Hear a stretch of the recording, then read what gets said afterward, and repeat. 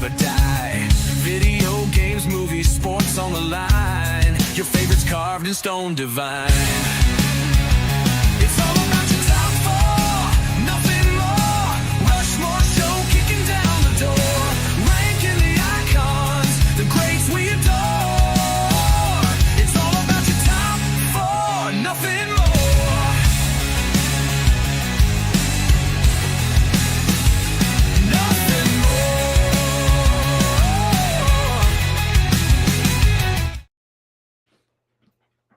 This is the Rushmore Show, where it's all about your top four and nothing more. Andy, it is Thursday. You know what that means? That means I got to move over and get in the screen. It is time to climb another mountain. Some new folks in the chat. The happy is Tanita. Welcome in the chat. Welcome in the chat. Pick Six Cards. Thanks for showing up, man. We appreciate you. PNX in the house. Kevin Sims in the house. Welcome, everybody. Mecha Otaku, what's up, Ray? I see you there. Iowa's in the house. Barry, welcome back, Barry. Haven't seen you in a minute. And who else? Bryce J. Dub. By the way, guys, if you're in the chat, you probably have a wrench. And if you don't have a wrench, you'll have one soon. Be sure, once you get that wrench, start sharing your channels. Tell everybody hello. Jay Thompson, 1783. That is, like I like to say, W. Voggs is internet dad, but he's in the channel. 4 games that need a reboot, redone, remud. Yes, we're talking about top 4 games that you think need to be redone. It's me, Anna. Oh, Anna, what's up, Dory? Anna is one of my students. Say hello to Anna, everybody, and welcome to the chat. So everybody be good. Railbound Gaming, Zach is in the house. So look, Andy, we have a great channel. We have a great thing going on tonight. 18 of y'all, make sure. Here's the one rule. You don't have to stay the whole show, but before you go, drop in a like and make sure you share your top 4. All right? And if you share your top 4, that means everything for us. And Nightbot's busy saying hello. Streamlabs is in here now. Bot, all that junk is in there. So say hello, say hello, say hello. Andy, I got a couple of new things that are going on just to share out. Number one, we have a Patreon. It's probably gonna go live into next week. Okay, I think we're ready. Basically, there are 2 ways to join us. 35 people in the chat already. What is going on? Hey, we're almost at the record, and we haven't even started. We haven't even started. The record, by the way, ladies and gentlemen, is 42, right? Yeah, I remember that. There's a lot of PTSD attached to that for you. Yeah, because when we broke the record, what's up, Edwin? What's up? I can't keep up with the chat. I don't want to have chat bankruptcy. I am trying to figure out where we're at. But hello, everybody. But Patreon's coming up. If you're already a member of the chat, the first 2 levels are the exact same. And then the next 3 levels are just a way that you can jump in and listen. You do not have to be a part of that to be a part of this community.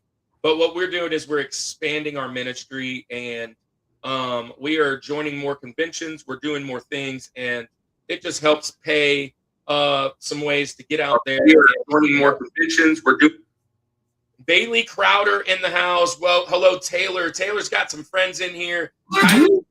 Kylie Kling saying hello. Yeah, we're going to get them out here in a second. Don't go nowhere, I promise. And so we got a Patreon. Also, Andy, been working on the merch. We've got a Redbubble. That's going to be out soon. I'm dropping a ton of stuff in there. We've got a coffee mug in there and 1 shirt in there right now. But I'm getting it all done. And then last but not, obviously, very, very not least, we have our next set of shows coming up, which we've booked all of our music friends. If you love music and movies and TV, that stuff is coming soon. So don't go nowhere. We have 2 more weeks of amazing video game stuff. And no bars, Toronto's in the house. Andy, how's your week been? You've been moving. Let everybody know you're moving. That's why there's no Kiss behind you. There's no. Yeah, there's a couple spackled spots of the wall. That's all that's happening there. You're moving. Where you going, man? Well, you don't have to tell everybody where you're going, but what are you doing? Well, moving. You said it all. I've been packing all week, so it's kind of a procrastination on my messages. Hey, we already got a top 4 up in here, 2 of them. Yeah, we got 2 top 4s. Mega Taco says, Top 4. Tonelico 2. Radiata Stories, Ape Escape 1, and Mega Man Legends. Hey, look out. Maybe. Jay Thompson says Oddworld, Abe's Exodus, great game. NASCAR Dirt Daytona, Kajiro, The Deception, and dude, I love Worms Armageddon. When I was in Iraq, Andy, we played Worms like crazy. And Anna, yeah, Worms. Yeah, I played Worms like crazy. It was awesome. I like your content, Mr. P. Thank you, Anna. Hey, let's get this thing going. Andy. Let's do it. Two things. I went to Rocket City Retro Fest last week, and it was amazing. I got this cool shirt there. Look at this amazing thing, right? I showed it off last, but boom, there it is. Nice. Little cool Star Fox. But great time just connecting with people. Got a lot of people coming on the show. And this week coming up is our next, not this weekend, but next weekend is our next convention in Morgan City. So stay tuned so you can hear all about that. Andy, let's get these guys out here. It's time. We're 6 minutes in. Everybody's saying hello. They're ready to chat. They're not here to see us anyways. They're here to see our guests. So let's our guest out here. Be our guest. Be our guest. Today, we're doing top 4 games that need a reboot. Let's get it.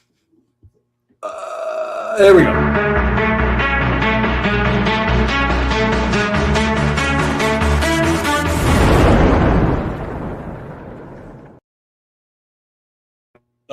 Comment of the night. Tag it. Pin it, Andy, right here.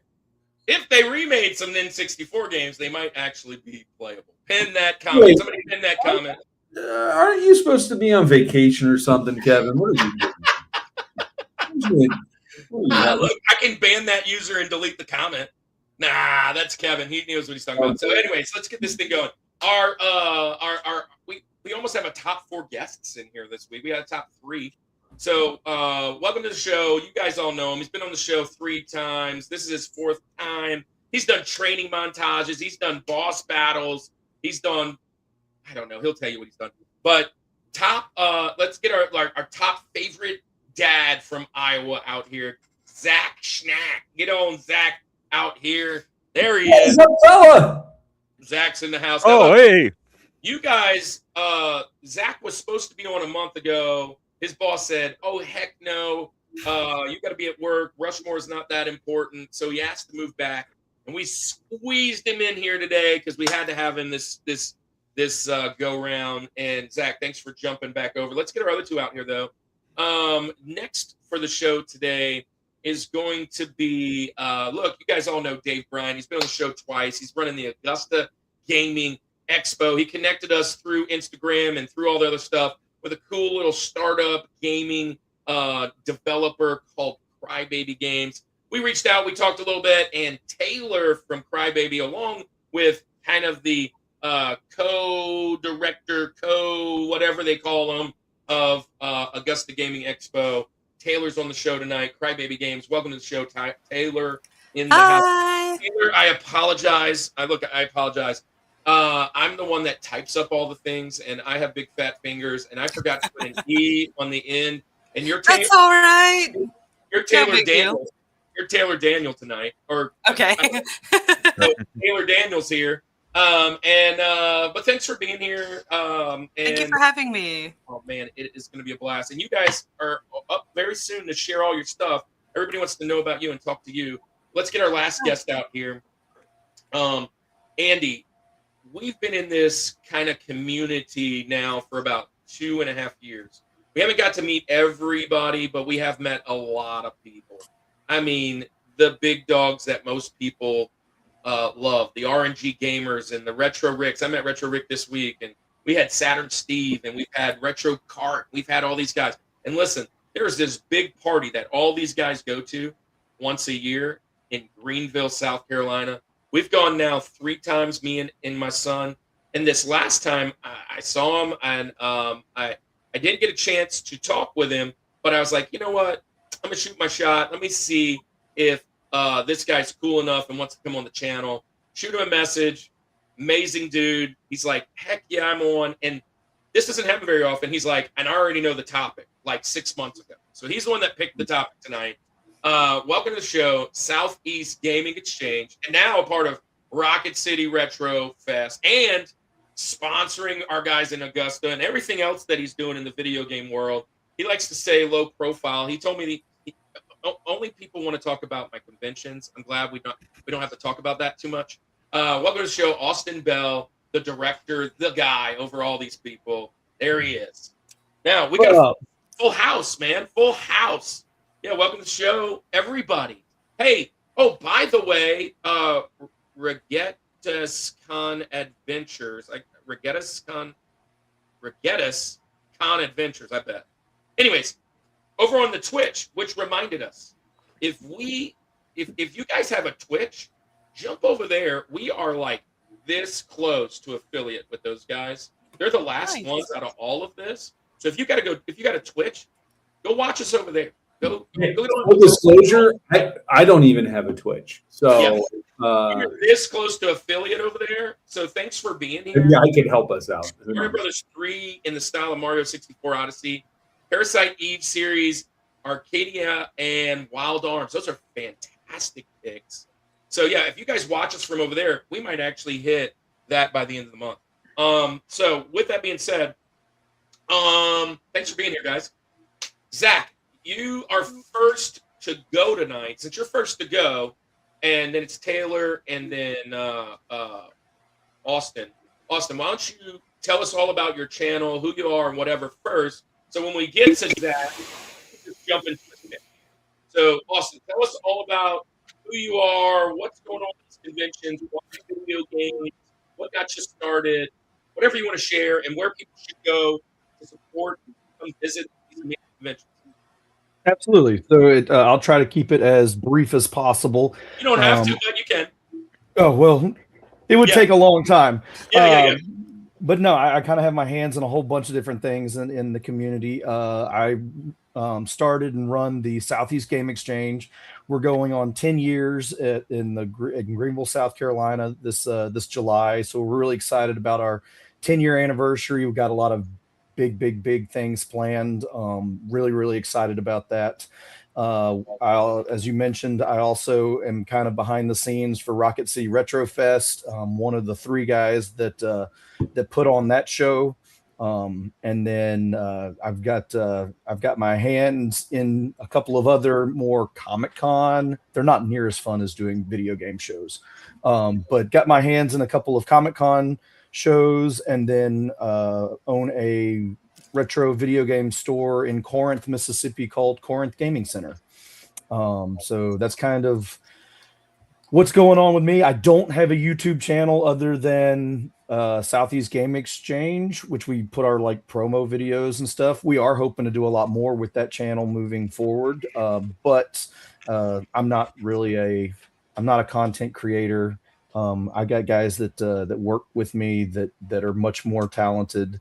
And yeah, I enjoy the community, been part of it for what seems like a very, very, very long time. I've been very blessed with just the connections we've been able to make and the growth of especially Southeast Game Exchange and the new Rocket City Retro Fest. Both have been embraced by the community, and yeah, just it's exciting. It's fun. Yeah, dude, you are envied by many, and I bet you'd say, bro, if you knew what I had to get through to get all these things done, you probably don't want my job. But I know a lot of people just on the YouTube side, they see these. So I have, it's probably, here it is. Here's the last event guide, and I was showing it off, like when we came back last time. But like this portion is just wild, right? And I bet when you started this thing, you were like, yeah, maybe we'll have some fun. But that's the second page. And then I think there's a third page, right? It's 1, 2, 3. Oh, and then there's this section over here. So there's like 4 pages of this amazing content creator. So everybody's always like, yeah, wow.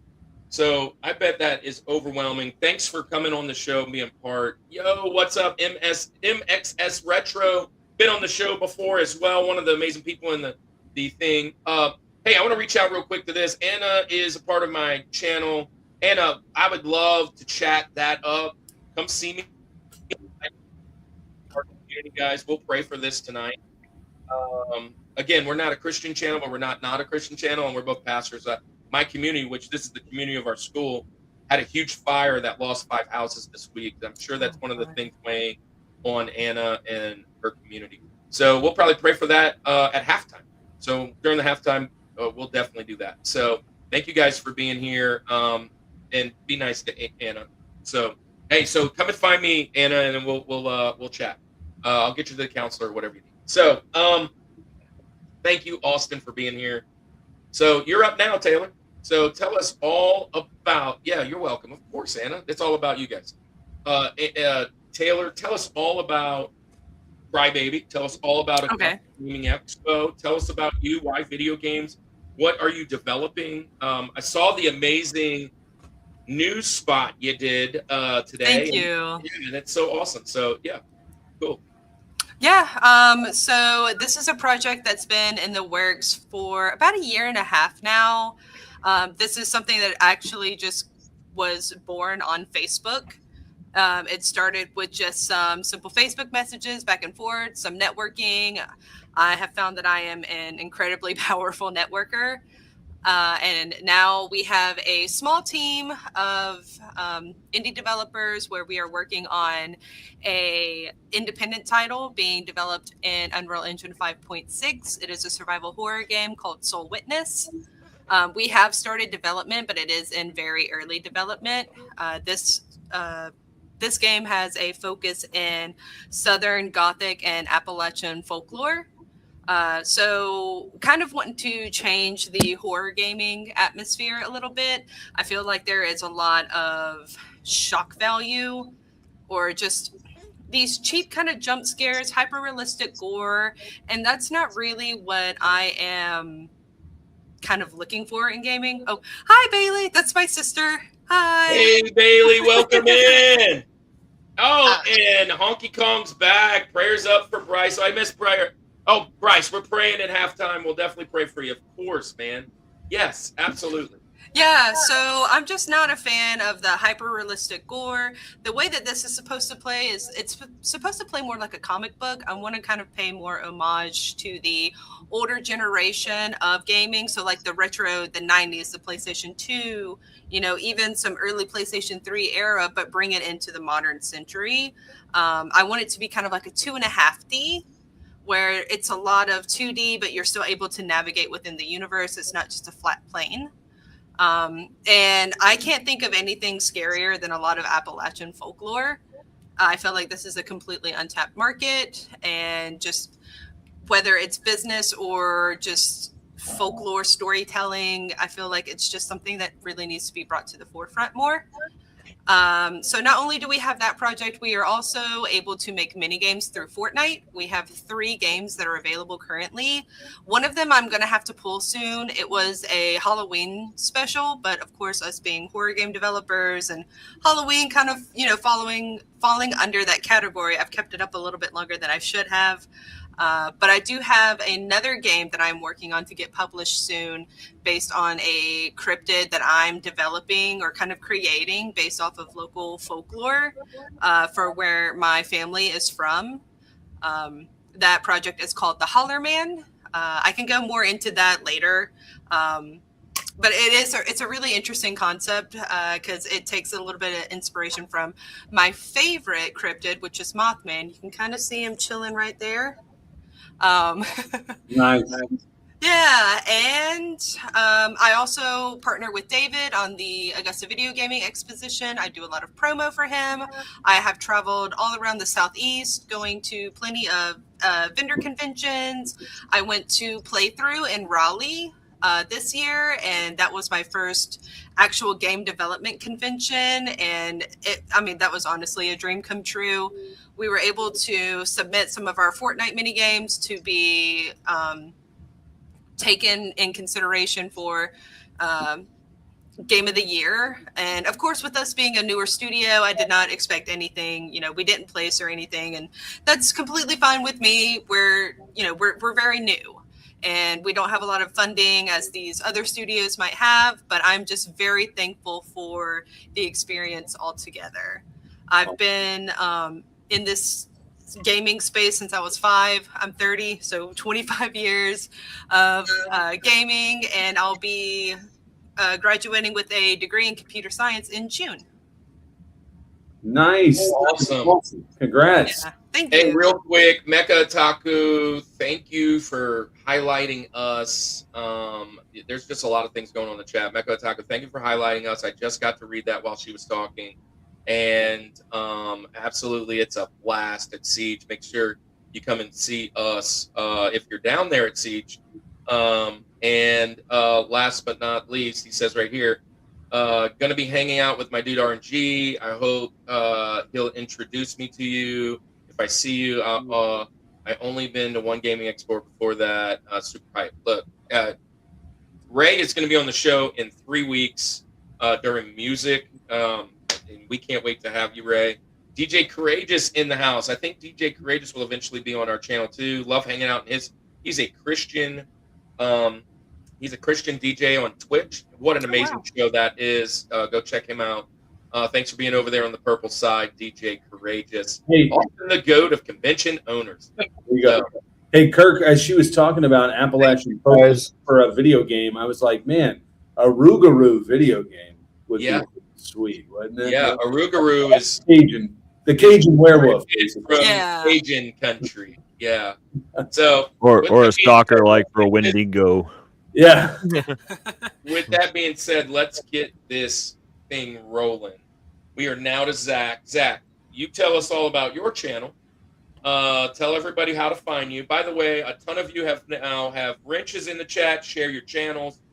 Zach, tell her you know the deal. Share everything about Iowa Retro Gamer Dad, and then you're gonna get into Rosie. Criteria, Rosie. Let's get this thing going. All right. Well, from Iowa, obviously, I play games, and I'm a dad. So it's very simple, easy coming up with the name for the channel. I didn't have to go too far to figure that out. So the channel has been all over the place over the past few years. When I first started off, it was mainly pickup videos, collections, and a lot of it was just kind of collabing with friends that were similar, very small channels. Most of us only had like 50 subs for the longest times. Some took off, some kind of stuck around. And then over the years, it was kind of like a push to try to get monetized because that was most people when they start a YouTube channel, that's the number one goal. Hey, let's try and make some money on it. So after a while, I kind of let that dream slide and just focused on making videos that I liked. And then, I started doing more videos talking about the games themselves, the pricing, and kind of helping people buy and not spend an arm and a leg. I was one of the original guys that started calling out DK Oldies a lot and doing some of those other stuff and talking about the pricing market. And then that exploded my channel. And then after that kind of died down, I was sitting here, I watched a YouTube channel talk about how their collection had became more of a burden than a blessing. And I kind of sat here and thought about that more. And then all the cons of owning a collection over the years kind of sprang on me. If my youngest son was down here, I was kind of worried about him being around some of the stuff because, this game's, worth $200, or this box over here, it's worth a little bit of money. I don't want it to be crinkled, or, and I don't want him to break my controller. And then on top of it, I was starting to run out of room. I was investing in a bunch of these shelves, and then I was still running out of room. And I had a hard time saying no to buying stuff. And I started talking about that and being real with people on my channel. And at first, it was kind of mixed. I had a lot of people that started, calling me a Debbie Downer, or that my channels really turned negative.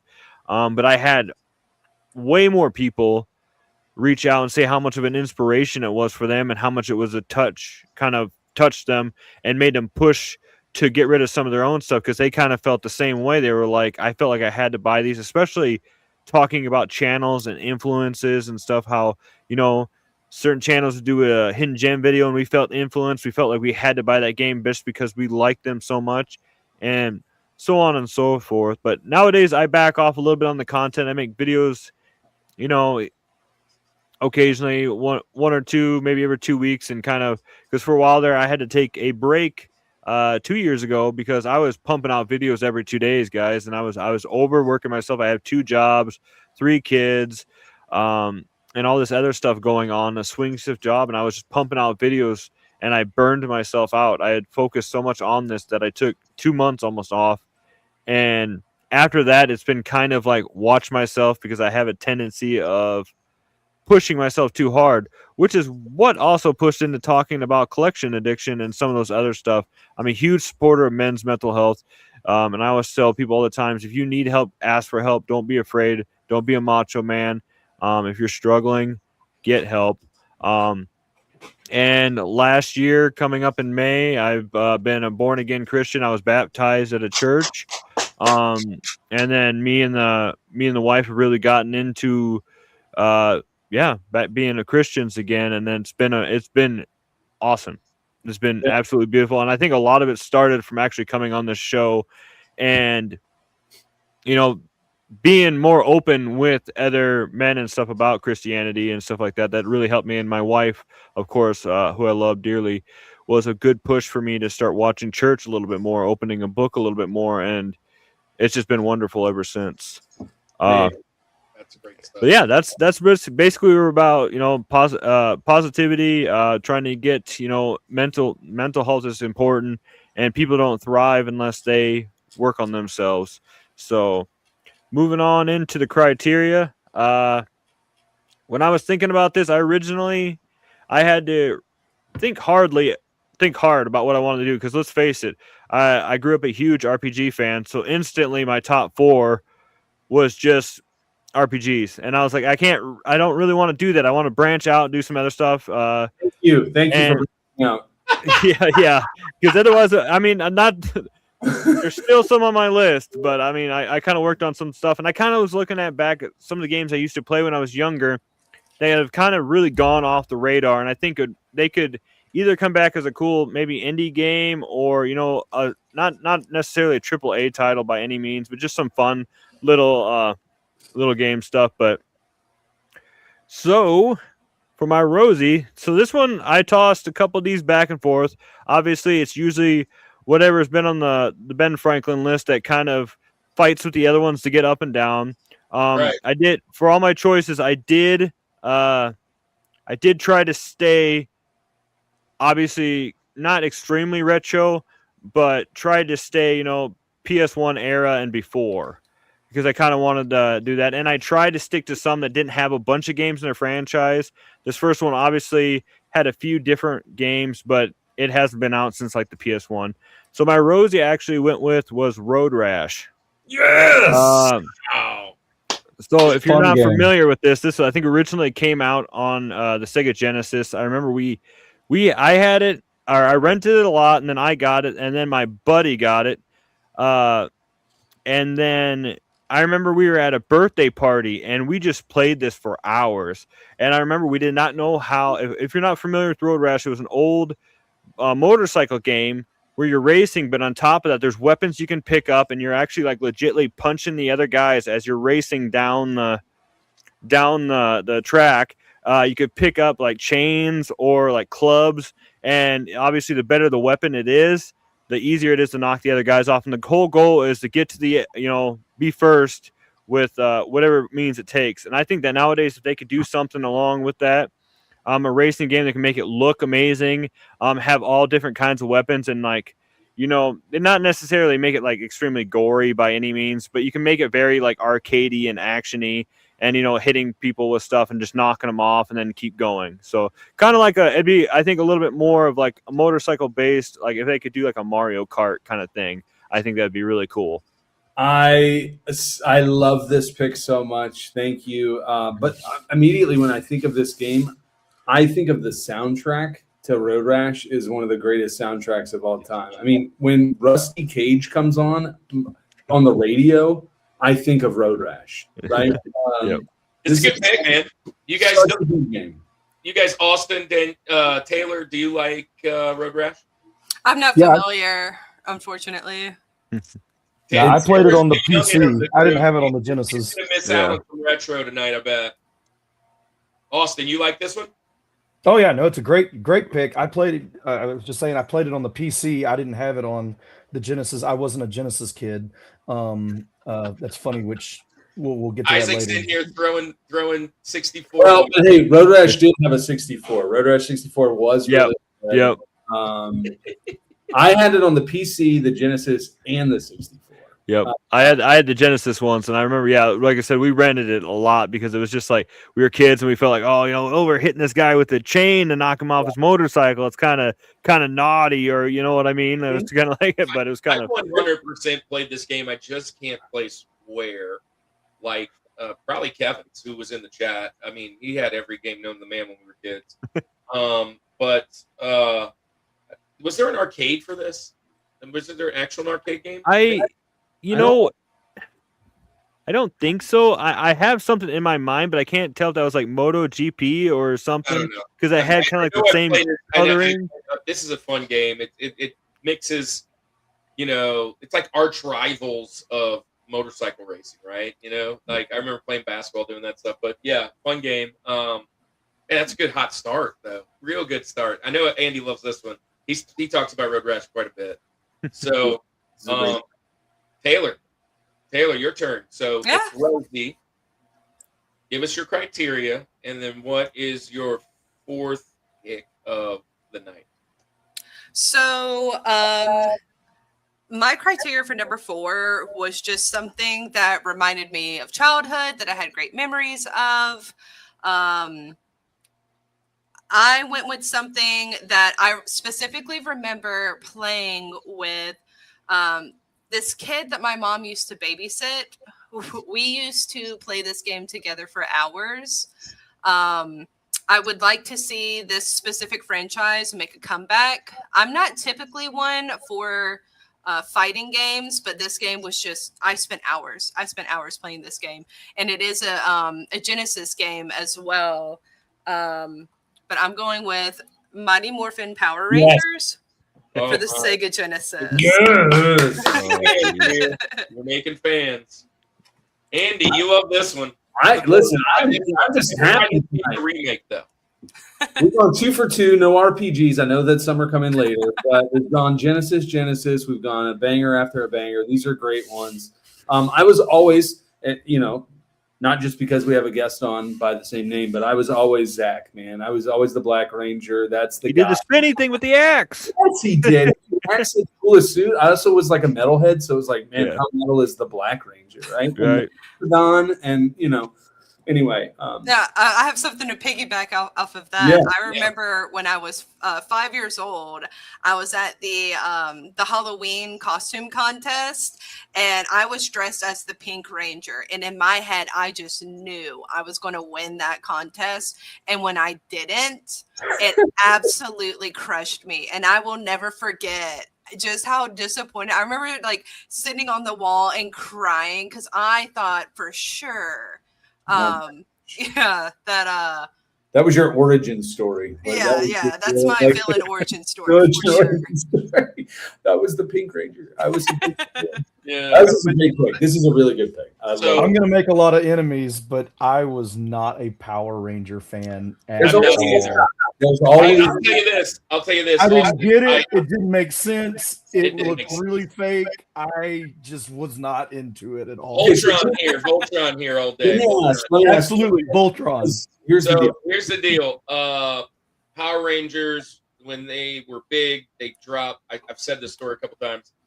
The first set of action figures, they came in the triangle like box, and they were like 12-inch or whatever.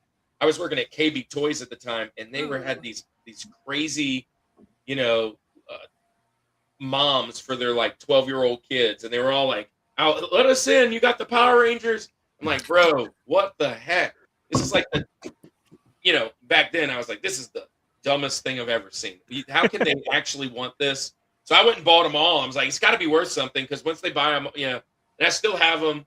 That's about all I really got in the Power Rangers. Then I had a son, But the and question- he absolutely loves Power Rangers. Well, loved when he was younger. But Andy's a huge Kurt was the original reseller. Yeah, so Kirk's 10 years older than I am, so I'll be 37. sure. Austin, how old are you? I'm about to turn 40. So you're not. I was the age. I was the age That's that what I I was should getting have at. liked it. I just Yeah, I'm couldn't get into 38. it. I couldn't get enough Power Rangers. I was I know. building houses with cardboards and acting like we were fighting Agent monsters, Smith. knocking them over. Austin was more of a VR Troopers guy. Yeah, Hey, Agent Smith, what thanks was for that being Beetle here, man. something too? Beetleborgs. I loved Beetleborgs too. Listen, I loved all of it. You brought Beetleborgs up in the Scary, Ancient Heroes or whatever. That Biker mice from Mars.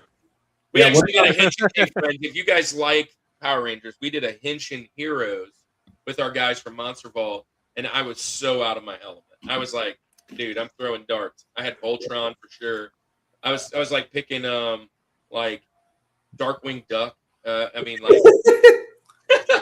Yeah, like a person that changes into somebody, right? So like Yeah. I'm like, I also really loved Superhuman Samurai Cyber Squad. So there was that too. there you go. Hey, Mecha Otaku, happy birthday on Monday, turning 30. Got a lot of things going on in the chat. Agent Smith, good to see you back. Make sure you hit the like, drop your top 4 before you head out.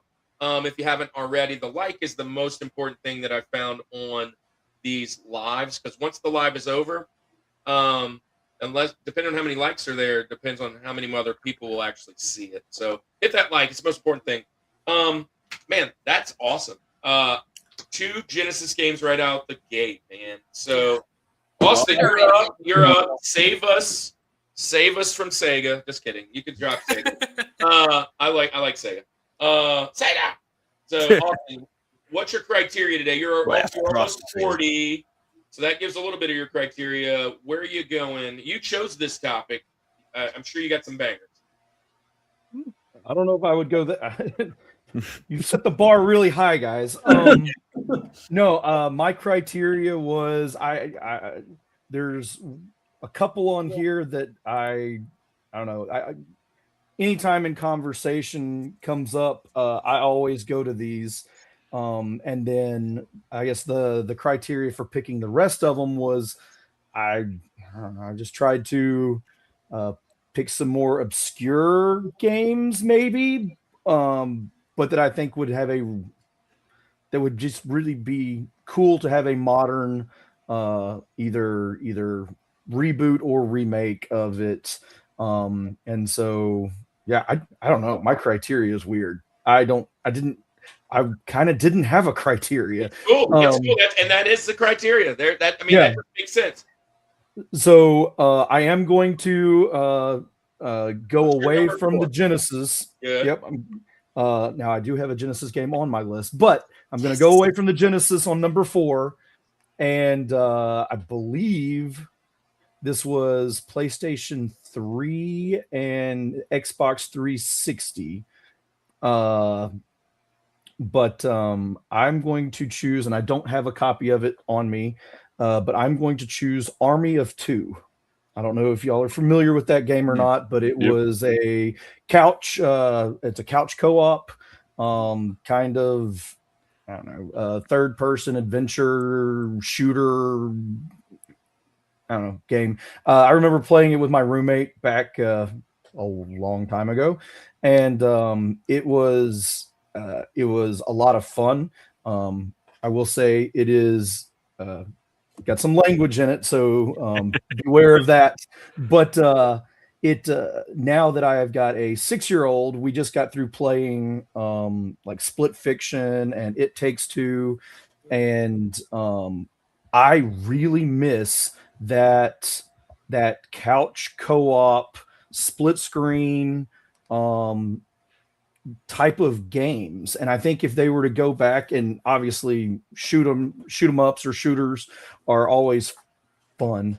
Yeah, I think a reboot of Army of Two would be I wouldn't let my 6-year-old play it now, but when he gets older, it would be fun to have those type of experiences again. Yeah. Then they reboot it, they clean it up a little bit. Yeah, there we go. That's what happens. It's a hypothetical world anyway. Exactly. I've not played this game. As soon as you say PS3 Xbox, I mean, I really have not played more, even though, which is crazy. I was typing in like retro games that should be remade, and it was like this game on the PS3. I'm like, that's not retro. How is that retro? But 20 really, years old. yes, it is. But, Yeah. Doesn't seem like it. So I just refuse to believe that. But anyway, yeah, it's not games that I played. I was, for whatever reason at that time, I was just not playing video games. It was in that weird window for me. But looks cool. I'm looking it up here. Looks very cool. I'll throw this out. I haven't played this either, but I always was drawn to the cover. Like the two guys, the mask, kind of reminds me of Crossbones when they brought him in the Marvel, the MCU. But the game looks amazingly fun. It's one of those ones I'll see at the convention and be like, yeah, I might want to play that a time or two. I just haven't. And I'm glad you brought it up because it's a reminder that there's so many amazing games out there that I wanted as a kid that I never got to play. You did mention the couch co-op, like Split Fiction and stuff like that. Dude, that is some of my favorite stuff to watch stream. Is when is those games, hearing the two guys kind of plan to how to attack this.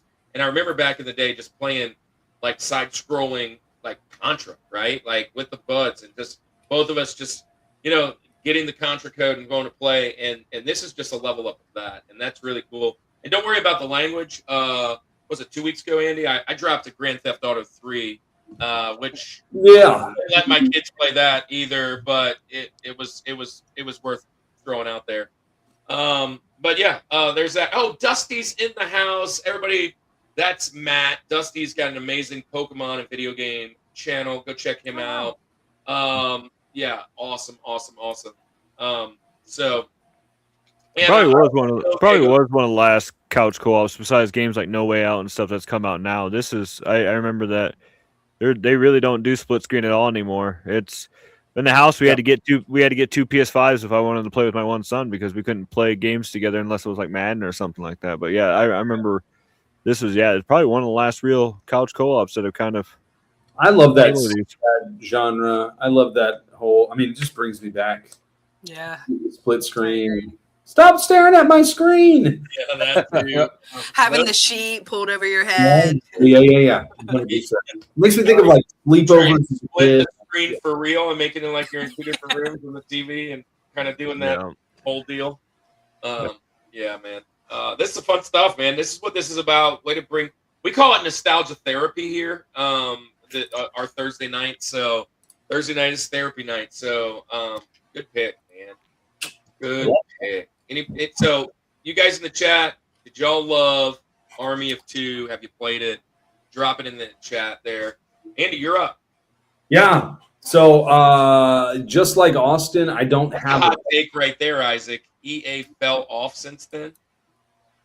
Well, there you go. Just like Austin, I don't really have a criteria tonight. I just picked 4 games that I think should need a reboot. That's all I did. I mean, I don't know. They were games that I played. They're games that maybe they have not had. They've not continued through a series, although some of them I realize have, but I want to reboot like a specific game of that series, whatever, just kind of with modern things. So kind of each one is in its own ways a little bit different as to why. But the overall criteria is just they were games that I played that I would like to play again as kind of maybe an updated version of it. So my Rosie, Austin, you did as best as you could to get us off of the Genesis track, but I'm bringing us right back on track with this segment. No. But this is where the train leaves the track for me because this is my only Genesis pick tonight, at least in my top 4. We'll get to Benjamin's later. But my number 4, dude, I've mentioned this game multiple times on the channel for various reasons. It was a game that I felt like when I had it as a kid, it was like a best kept secret. Like it wasn't, everybody talks about the Sonics and talks about all these other games that are just like, they're great games, and they're especially for the Genesis and things like that. But it was kind of one of those ones where I was like, I just don't even know if like people even talk about this or even know this game. I think that it would be a really cool remake today. It's a fighting game, and it's just the cool concept of like the fight is the main thing, but there's so many things happening around you. I'm going to go to for any Godzilla fans out there, I'm going to King of the Monsters for the Sega Genesis. Wow. Nice. This was a fun game. Again, it's titans and monsters and whatever fighting against each other, but you're basically collateral damage of the city that you're fighting on top of, right? So it could be bridges, buildings, different things that are just being destroyed as you're kind of going about your business fighting this other monster. It wasn't just a 2D in the sense of it, being, linear one side to the other. You kind of could move around the town and the area that you're in. But besides that, it was just a fighting game, right? I mean, that was a cool concept for me. I was a big Godzilla fan growing up. My dad liked to watch Godzilla. And so it kind of brought in some of those things, but it wasn't specifically just Godzilla, although there were some characters on there that kind of resembled it. Again, I don't think it was officially Godzilla licensed or anything, but it was basically like you knew that was Godzilla that you were fighting as. But there were so many really cool characters in this game that you got to choose between. And what was cooler than a kid just destroying a city and destroying a monster at the same time? It would be cool today with an updated version of this game, I believe. I'm going to go King of Monsters. I'm so glad you said King of Monsters because I thought based off of the buildup, you were about to say Clay Fighter. Yeah. I'm like, no, don't do it. Yeah. He's also known to throw balls out there too. That one doesn't need to be remade. Although technically it should be remade because it was horrible, but it's okay. We're okay with leaving it where it is. But I think they had the Godzilla that was on the PS4. I never played it, but it's super expensive game. But it looked really cool. It kind of played more into the destroying stuff kind of aspect. Yeah, I'm I like this pick. I'm shocked of this pick. You don't mention this one too often. But it would be interesting to see new graphics. That's kind of what I was thinking with new it. moves that it was quite choppy a little bit. And I think that's kind of what leads into my criteria tonight when I talk about mine. So I think this is a great pick. I'm just a little shocked because I know where you usually live, and this isn't the neighborhood. So, I've heard of this game before, to be honest. Yeah, I was gonna. Honestly, I don't know if I'd do this one, but did you ever play? I guess I shouldn't say these other games because they might be on somebody's list, but it reminded me of the. Move. Go ahead.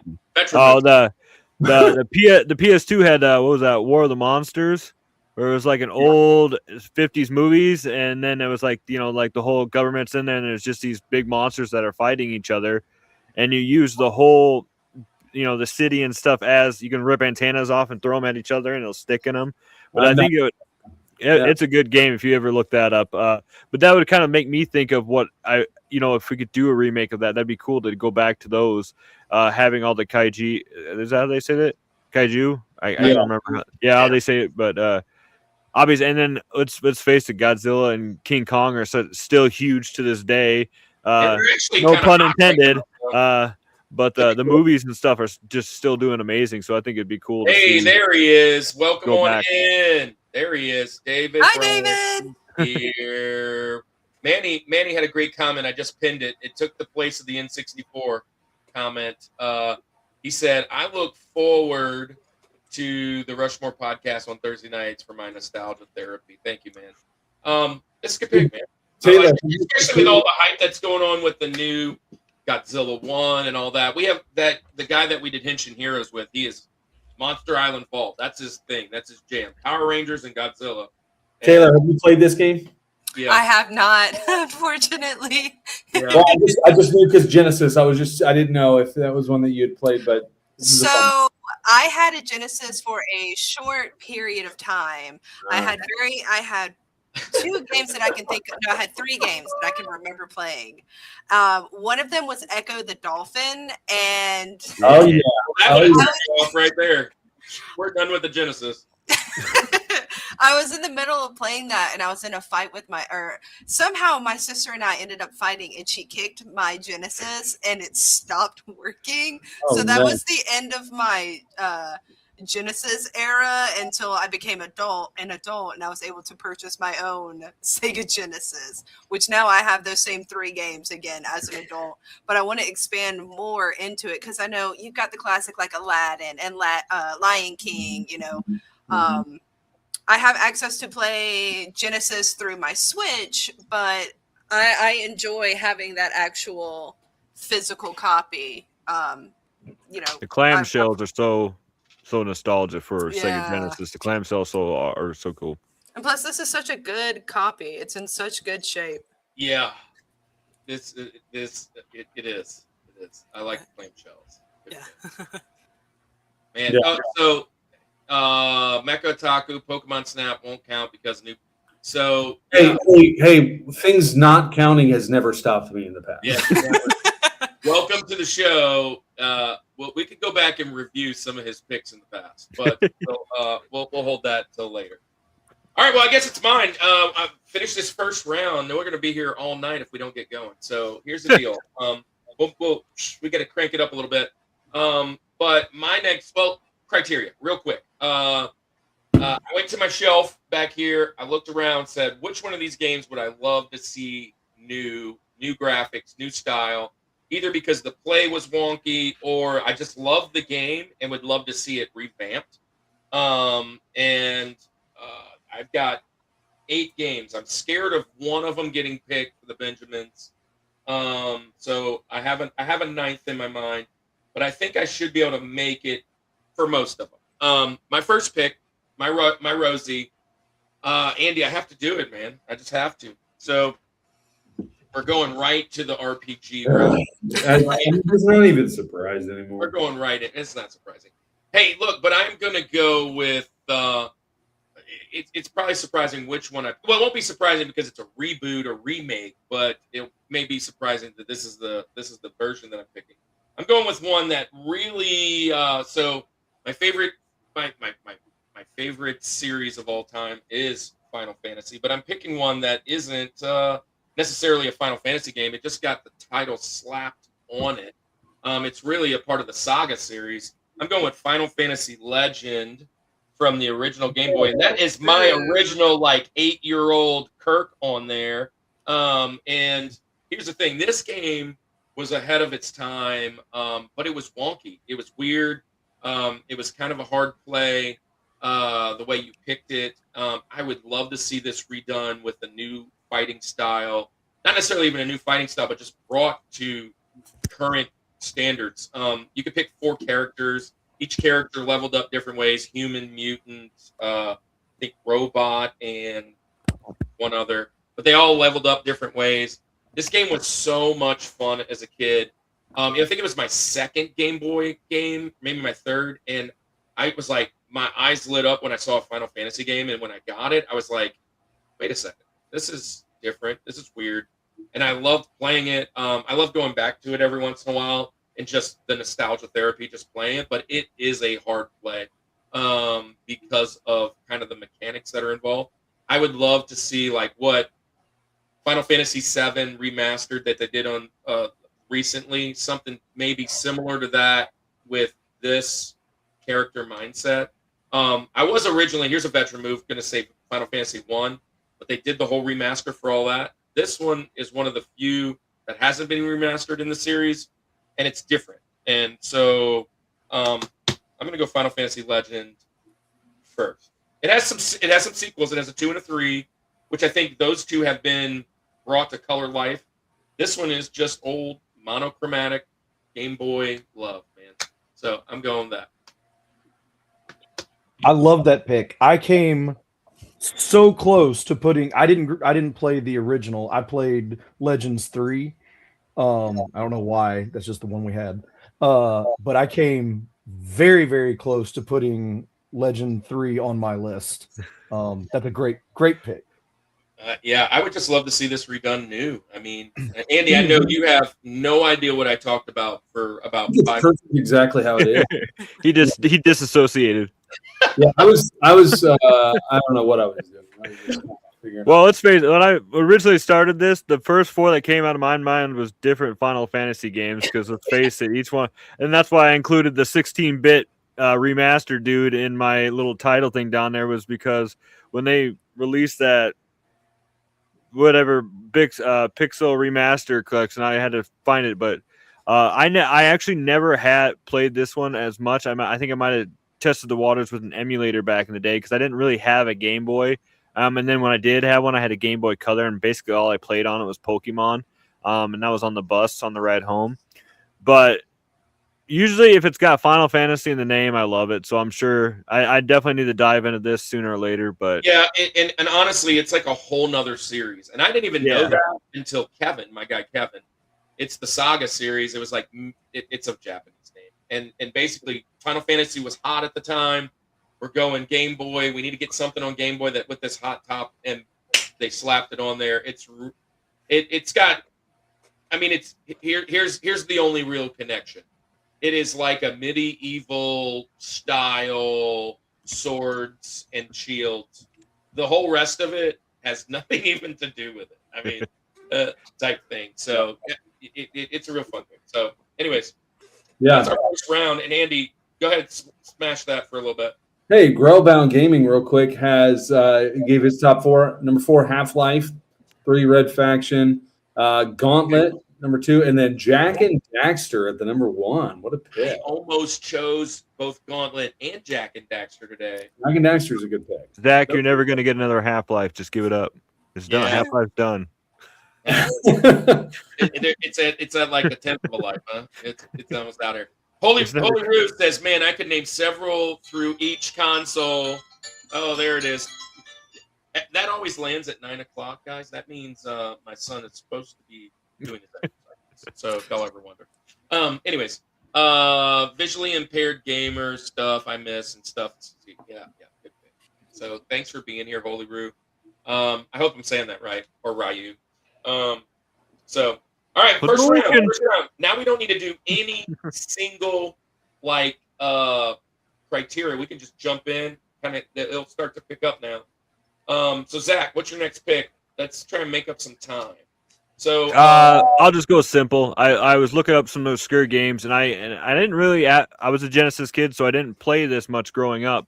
But a few years back, when we got the Super Nintendo Classic, I don't know if it was on there or if I put it on there, but I thought this would be a cool remake that they could bring back. And as far as I know, it really hasn't been on anything else. But I chose for my Jazzy Jeff, Zombies Ate My Neighbors. did that. And the reason I went with this was I thought they could do kind of like, I think I put some notes down because I was like, I wanted to, if they did these remakes, I was wanting to, what could they actually do? Obviously, so I have here, I think it'd be interesting to see a third person over the head or possible first person. Make it cartoony like Plants vs. Zombies Garden Warfare style, but kind of similar to Call of Duty Zombies, where you're going through the levels, you're unlocking stuff, and while you're opening doors and stuff, you have to save the people.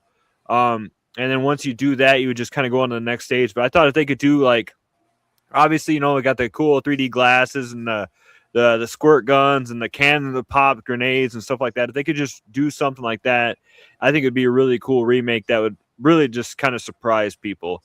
But yeah, so I had to go for my second pick. I had to go Zombies Ate My Neighbors. This is an amazing pick. I almost chose this too. Yeah. I didn't because I don't have it on the shelf, but it is definitely one that I would have held on for a potential if somebody takes one of my picks for an honorable mention. We've mentioned this game so much, Andy. You love it. Yeah, I mean, that's what I was to say. If you've stuck around the show long enough, we've talked about this plenty. Always makes me think of our good friend Sean over at Real Life Perspective. Real Life Perspective Show. He always wears the 3D glasses on his show. Shout out to Sean. Do you guys like zombies? Oh yeah, Great love zombie genre of gaming for sure. And have you played this one though? This one's a little older, Taylor. No, not specifically this one. I played a lot of the Call of Duty zombies, especially the older, like the first generation of Call of Duty zombies. Mhm. I remember a friend that I had when I was younger. We would be up until 2, 3 a.m. screaming our heads off, and her mom coming in there, getting on to us, tell us, to quiet down and everything. Yeah. So I have an appreciation for the So zombie genre. this one, and since you haven't played it, but you may have seen it. It's very cartoony. The zombies are very unthreatening, and you kill them with like a water gun and water balloons. Yeah, it's That's cool. And you're running around. The items are basically ways to upgrade, and the other set of items are like literally neighbors. So you're just running around getting people from the neighborhood before they get killed. yeah, and then once you get all the neighbors, then you unlock the next level, and then it just gets harder and It is harder. one of the hardest games ever if you don't go like perfect in the first like 15, 20. It's misleading. You play the first few levels, and you're like, "This is awesome. This is easy," and then all of a sudden, the difficulty level just Yeah. Yep. It's almost kind of similar to like Destroy All Humans, kind of that feel. That's- Yeah. Okay. And he said the Plants series. It kind of reminds me of that. Yeah. Austin, you shook your head. You like this one? Oh, it's a great one. Great pick. Yeah. I love the pick. It's a great job, man. I think that might actually get mentioned again later. I don't know. Maybe. So, Taylor, you're up. Great first pick with your Genesis. We stay in there. Where are we going? You're up for number 2. By the way, we call him TJ Jazzy Jeff, like the Fresh Prince. This is number 2, Thomas Jefferson. Or sorry, your second pick, number 3 on the mountain, Thomas Jefferson. Yeah. So my TJ Jazzy Jeff is actually a series that we just recently spoke about. It's going to be Jack 2 Nice. from the Jack and Daxter franchise. I specifically played this one. I know that a lot of people say that 3 was better than 2, but 2 was what I played. I love spending time in the city. I loved switching back and forth between regular Jack and, evil Jack. I did try to play it recently, and it was a little clunky. It did not translate well into today's time. So specifically, this game is so much fun, but it's also just that PS2 era. You have that lag input from the controllers and stuff, and I would absolutely love to see this game be remastered and brought into this era where the gameplay is a little bit more smooth. This series is awesome. My main collection is PS2, and I love this series. And I thought about it a little bit, and then I just found other games that I felt were even older that I thought would be great or were harder to play. But I think it's a great pick. Thank you. Yeah. Jack and Daxter are fantastic. I mean, I love the platformers, the whole idea of Ratchet and Clank, Sledge. Yeah, that kind of stuff. Yeah. It's all see this is where the real fun gaming happens, not when you have to choose attack or rest or heal ethers or potions. Hey, he knows the terms, so he's getting there. Pretty soon you'll start playing them, and then you get hit. I have one. I do have one. He does have a role-playing game in the house, Quest 64, and he refuses. Quest 64, right over here. Oh, of course it's the 64 one. You get like get over tactics or something. Yeah. That's not gonna work for him. It's not gonna work. Oh, great pick, Taylor. Way to go. Thank you. I love that one. Austin, you played this? Jack? Yes. Well, I actually was thinking about this one as well, and I think it could work really well if it was done in the kind of the way that they did the most recent Ratchet and Clank on the PS5. Nice. I'm curious to see if kind of that whole I don't think that the old collectathon type gaming really does great modern day. But if it's done in a way of like they did, like I said, the more recent Ratchet and Clank, which I think they could do a Jack and Daxter that way. Yeah. It could be a lot of fun, especially with the the bantering and the stuff that the dialogue that goes back and forth between the two, it would be I'd buy it. Yeah, because platforms are still doing good. You look at Exactly. Astrobot and stuff like Yeah, that oh, too. yeah. They Oh, did yeah. amazing, and so it'd still work. That'd be great. So you're up, Austin. You could jump right into your pick.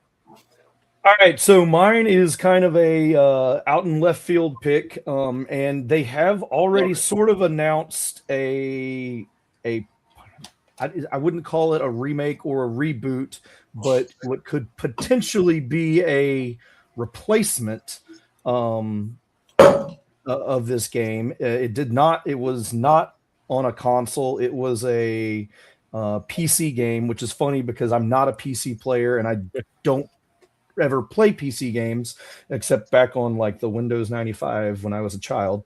But I'm going to go with Jurassic Park Trespasser.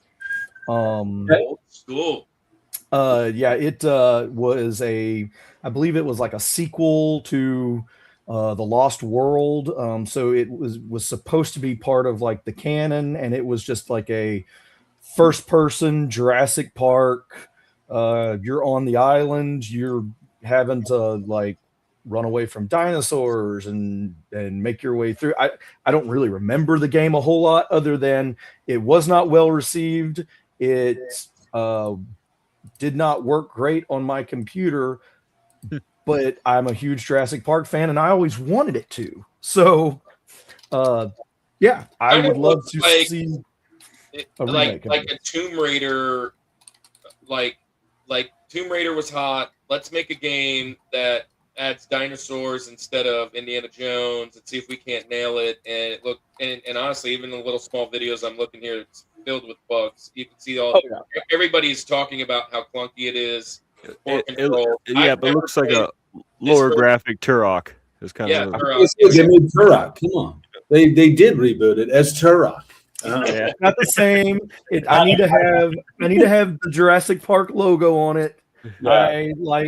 I like Jurassic Park, so yeah. And I know that they're I think they were talking about remaking or Dino Crisis or another one of those. But and for also some reason, it's another not the same. hot IP right now with all the movies recently. This would be cool to redo. Kind of like Godzilla was mentioned earlier. So I haven't played this one. And actually, I had to look it up because it was just one of those ones I hadn't seen. So now that I'm looking at it, everybody here is like, remake it. Yeah, so it's good. Well, this was my out in left field. At least I was fairly confident nobody else was going to pick this one. Anna, thank you for the shout out there. And yeah, we like Jurassic Park too. So you guys know anything about this one? And then Andy, you're up. I've not played this game. I have not played this game. There was a game that I played on PC that was like a dinosaur hunting game, and I have like very vague memories of it. It definitely wasn't Jurassic Park, I know that, but it was. I don't even remember what it was. But nothing's cooler than just hunting down dinosaurs, right? I mean, come on. Yeah. Fantastic. Yeah, that's what I'm saying. I'm looking at the pictures. I don't remember this too much, but I didn't start PC gaming until I think it was probably Windows XP or like that era, because we didn't have a PC growing up, so it was all console gaming. But I'm looking back in the pictures, and there was one from Screen Rant that had an updated picture of a guy with a big sniper, and there was a dinosaur. So it looks like maybe there is a chance that they could be bringing it back. They are making some sort of Jurassic Park game. Hey Ray, I just want to say good night, man. Yeah, it looks like when I brought this up, it says it's remaking it. Yeah, or they're attempting to. So, awesome. Well, good. Well, I will just say the very first thing says it's like a little small video, and it says Trespasser Jurassic Park biggest failure history, and the one next to it says we need a remake. So I think people agree with you. So that's a great pick. The game that I played for the PC, it only took me 5 seconds to look it up. It's called Carnivores. Oh yeah. I not familiar with that one. It's a dinosaur hunting game. I mean, it's basically what it is. But anyway, good pick. Love that. Mecca Man, thanks for being in here. Yeah, Ray. We'll see you next time. Ray, you are up in 3 weeks. I'll be shooting you a message. Woo! We're gonna get He's to gonna do music. all top 4 alternative I am very artists excited about that. or music, either alternative artist or alternative songs. We haven't really nailed it out, but he's opening our music. Yeah. All right, guys. So Andy, you're up. Yes. So I lied a minute ago, and I said that was my only Sega Genesis game. Doing some last minute fixes, and I'm going to throw another Sega Genesis game out there because why not? All the Sega love. This is another game that, again, it was like I just thought I was the only one who had this game, but we've talked about it plenty in this show and have found that there's a real love for this game. I just think it was such a cool concept at the time. It's a difficult game. But I think remaking it with and I don't even necessarily think like modernized graphics, because I think the way the graphics are kind of make it what it is and how unique that it is, but just in a modern take on it. I think an updated version, a rebooted version of Comic Zone would be. Wow, I knew it. When you said I'm going back to the well, I said, I wonder. Yeah, this was kind of in and out of Benjamin's earlier, and then I'm like, something else got thrown out there. So last minute shifting here, but Comic Zone is such a great game. If you haven't played this game, you're literally a guy in a comic book, and the way that you progress through the platform is you're going through the different cells of the comic book. It's a really cool concept. You can kind of go multiple different ways. It is a pretty difficult game. I remember very hard on the first level, the enemies take 15 hits to kill or something ridiculous. You're like, what? Why don't they ever die? And it is a very tough game. The music's really cool in this game. I like the overall concept of it, but I just think that a modernized kind of rebooted version of Comic Zone would be really cool. It's kind of one of those ones where at least to my knowledge, surprised that it didn't really take off maybe into a series or multiple games and continued. But I love Comic Zone. I think there's still enough of a fandom of the comic books genre of things that this would definitely take off well today. Maybe the modernized version the main character would not have a ponytail mullet. I don't know what it would be, but the 90s. I'm gonna go Comic Zone for this one. I think it's a great take. That's an awesome pick. The hair, the hair is what made it. Yeah. Wait, what was his name? He had a cool name. Page Turner or something like something. Yeah. Something like that. That's awesome. This game is so cool. It was extremely hard. I used to think I was playing it wrong. Sketch Turner. That was it. Sketch Turner. Sketch Turner. There it is. Yeah. Yeah, I used to think I was playing it wrong because we rented it and it'd be horrible. I couldn't get any I thought there's something I'm missing or there's something that's going on, and then no, I watched years later. I watched I think Cinemassacre, James and Mike Monday, and I watched them play it. No, it's just hard. It's just very but hard. It looks amazing for Genesis. It looks absolutely amazing. The colors are perfect, and you wouldn't think it was 16 bits. Yeah. Blast processing. Yeah. I love this big. I love this big. Taylor, is this one in your world? No. No. You would enjoy all these games, I promise. Oh, I believe it. I just definitely, being a little girl that was brought up in gaming, I feel like I kind of went down a different path than some people. I mean, I've got Jack, I've got Power Rangers, but I also played Barbie and. Oh yeah. You know, hey, we can revamp a Barbie, huh? All those games we revamp it. Hey, so the other cool thing with Comic Zone is that every now and then, the hand would come out and sketch the next villain. So it was almost like you were breaking the fourth wall. You were watching the comic be drawn. It was really cool. I mean, again, I'm thinking of that with more modern graphics and things, how that would look, and how I think it'd just be really very cool. I agree. Just make it a little easier. I'm not saying it has to be easy, but first level. I mean, I feel like you're I die in the tutorial. What's happening? It's yeah. It's tough. It's a tough game. It's a tough game. Hey, so look, I'll jump in mine. And then we're halfway already. Andy, I think this is going to be a first. This will be a first for our show. I'm going with And I might, N64 game? I might be wrong. No. I'm going with a system. I'm going with a system I don't think we've mentioned too much. He's and picking Pokemon I'm pretty Snap. sure I've never mentioned this system, but I'm going with one. I'm going back to 2001. 2001, is a Space Odyssey.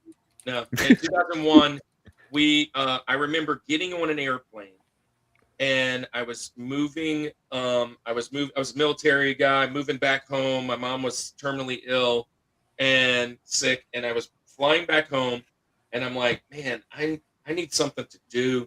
So I went over and I purchased a Game Boy Advance.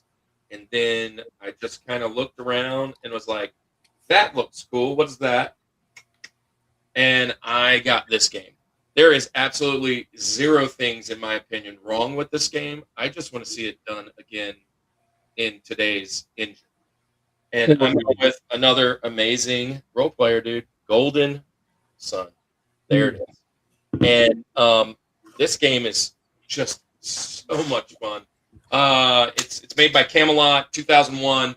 A little bit different on how they do the magic and whatnot. They use gin and just a really cool story. One of the best stories out there as far as role players go.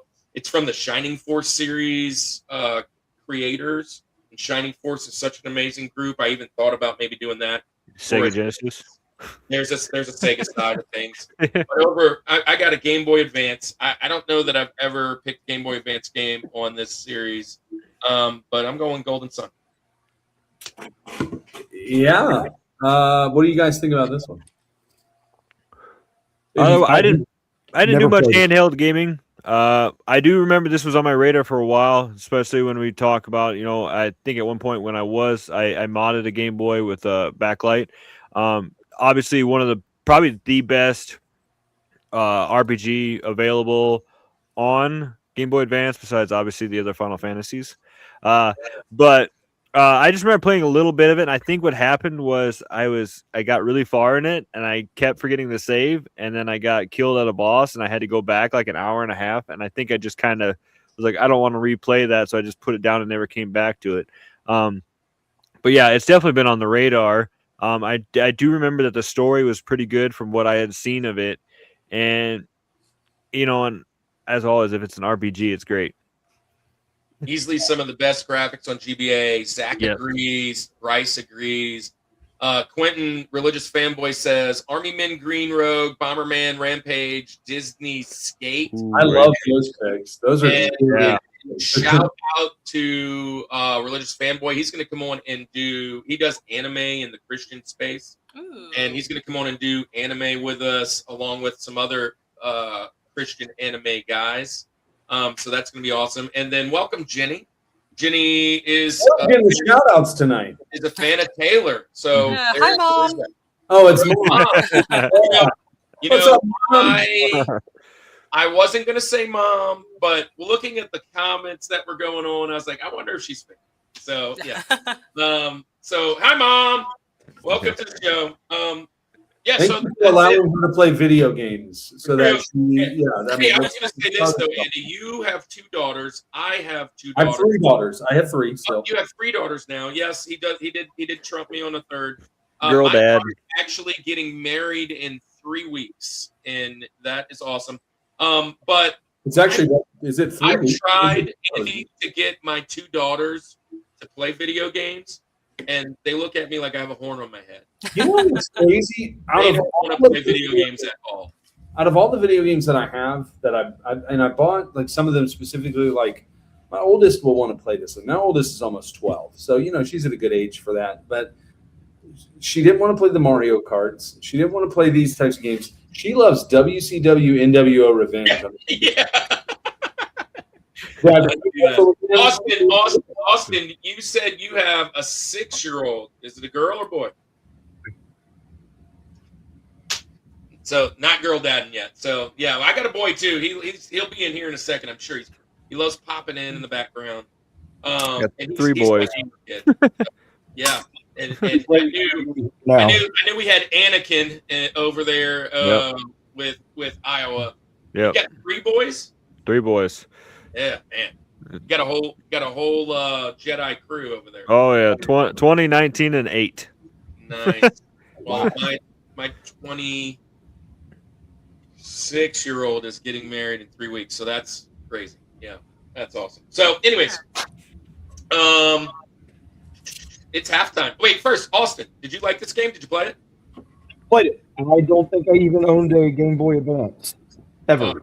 Yeah. So I've never I played literally it. was like, I've heard of it. traveling, I need something to do. I grabbed it, and it's probably one of the best game off of a wall picks I've ever done. Just like, yeah, I'll take that one. It looks good. It looks cool. I've definitely heard of it, and I've heard it's a very, very good one. So I've heard it's in a lot of people's top Game Boy Advance games. So Yeah, and so you guys see where I'm living today, at least in my top 4. My honorable mentions are not there, by the way. So that's kind of where I'm at. But let's do halftime, Andy, and we're not too far behind. We kind of made up some time. We're good. We're good. So here's the deal. This is our halftime portion of the show, guys. Couple things. We have 2 prayer requests. If you have a prayer request, shoot it in the chat. We'd love to pray for you. This is not a Christian channel, but we're not a Christian channel, and you'll see why. Both of us are youth pastors, and we do a couple things. One, you've seen Religious Fanboy in the chat. You've probably seen some other guys. We hang out with a bunch of Christian creators. This is the coalition of Christian creators, and yes, Religious Fanboy is in here. Over 140 creators. Yeah, he is. This is a great resource. You can find this free. Download it yourself on our website, which is Rushmore Reboot. Andy, throw that You got it. QR code up right there. And if you guys go to the QR code, you can see this. It's completely free. There it is. That's our website. And you can get this on the ministry page. Now, if you're looking on a phone, it's really hard to see. It's under the prayer request. Right under the prayer request, it says, click this to download. But there's that. I am working on, and Andy, I have slacked. I have been working on putting out a devotional. Here are some of my inspirations, some of the guys that are in the space that do video game devotionals. I'm doing our own video game devotional dedicated to the Rushmore Show and Reboot. And I'm putting one out a day on my Facebook, and I've shared a couple on the Instagram, but I'm sharing them on our website, one a day. And we also have a blog over there that Andy did some things. We've done some things. We got to put some more blogging out. Go check out our webpage. That's it right there. That's the first thing I want to share today. The second thing is, Andy, we're going to need some of these coming up really quick. And next weekend, we are going to be at our guy Davy's place. There it is. Morgan City RetroCon. Andy's show in the Louisiana side. That's this. We'll be there too. He's starting to book stuff for this. But we're doing Morgan City. They're celebrating, 40 years? 25 years. 40 years, man. We did 40 years for Super Mario. Sonic or Super Mario. Yeah, whatever it was. So he's doing 25 years for the GameCube. I will be preaching that Sunday there. You can find that live right here on YouTube. If you're at the convention, come and stop by. I am preaching on GameCube, and here's the deal. Here's my GameCube, and it's broke. There's a little side note of what I'm preaching on. I'm going to preach on my GameCube being broken. But I'm also bringing this because my buddy Kevin, who was in the chat earlier, is going to fix that for me. So it's going to be my prop. We're going to preach on being broken in video games. So check that out. You can check out the Devo and all that stuff. Andy, let's share our favorite coffee. Let's share Iowa's here. So let's share Iowa's chat. Iowa's one of our members. If you become a member, guys, it's only $1.99 to be the George member. If you do that, we'll make a video for you and share it at our halftime show randomly. So Bryce is one of those. Bryce is in the chat. We share Bryce all the time. We've got Dark Link. We've got Koi Fish Gaming. We've got a couple. And then we have 2 more I think we have to make now, Andy. And then we got the Patreon coming out. There's several good things. Once I actually make our Devo hardcover like this, there's a level of the Patreon where I'm going to send you your own special copy signed. And Andy's doing a children's book. He might be sending that to you guys. Iowa and right on time. I was gifting somebody an amazing chat. Thank you, dude. You didn't have to do that, but you are amazing. And that helps us get to these amazing conventions like Taylor's, like Austin's. We appreciate it so much. Andy, commercial time. Share us three. Oh, and let's do this. We have Cellcast coming on in about. I was already going to pick Cellcast. In about. Lined up, ready to go. Look how that. We have Cellcast. He's a part of our Culture Box friends. He's coming on for funny or parody songs. Let's share those three and then get back to the channel. Well, if it's getting too late for you guys and you're starting to yawn and you need a little pick-me-up, why not order the official coffee of the Rushmore Show, Village Coffee. Let's face it, at-home coffee can be pretty stale. Coffee at home doesn't have to be boring. The Village Coffee is here to deliver the flavor. The Village Coffee roasts coffee every week and sells online. Go to villagebeans.com to order your coffee today and use discount code RUSHMORE for free shipping.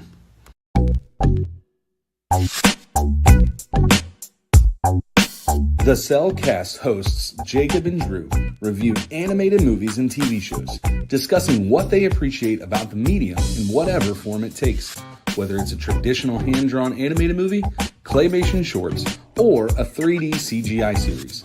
Check out some animated reviews when you subscribe to The Cellcast at thecellcast.podbean.com. And don't forget, Cell is spelled with a C and a single L at thecellcast.podbean.com. Zach, the Iowa Retro Gamer Dad, brings heart, honesty, and heat to retro gaming, collecting, and pack ripping with his son. From tackling addiction and mental health to calling out scalpers and celebrating nostalgia, this channel is where real talk meets real fun. Follow the journey at youtube.com/@Iowa Retro Gamer Dad. And also follow along on Instagram and Twitch.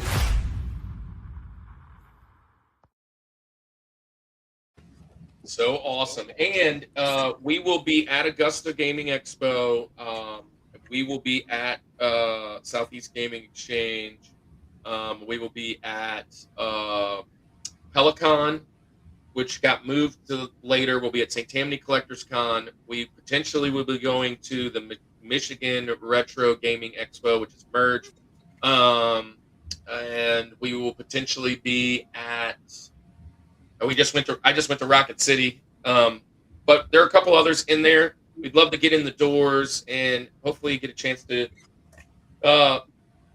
do the chaplaincy thing for as many conventions out there as that would have us. So we are so grateful for all of that, and thank you guys for supporting us in the chat. You guys are amazing. So let's get back to the show.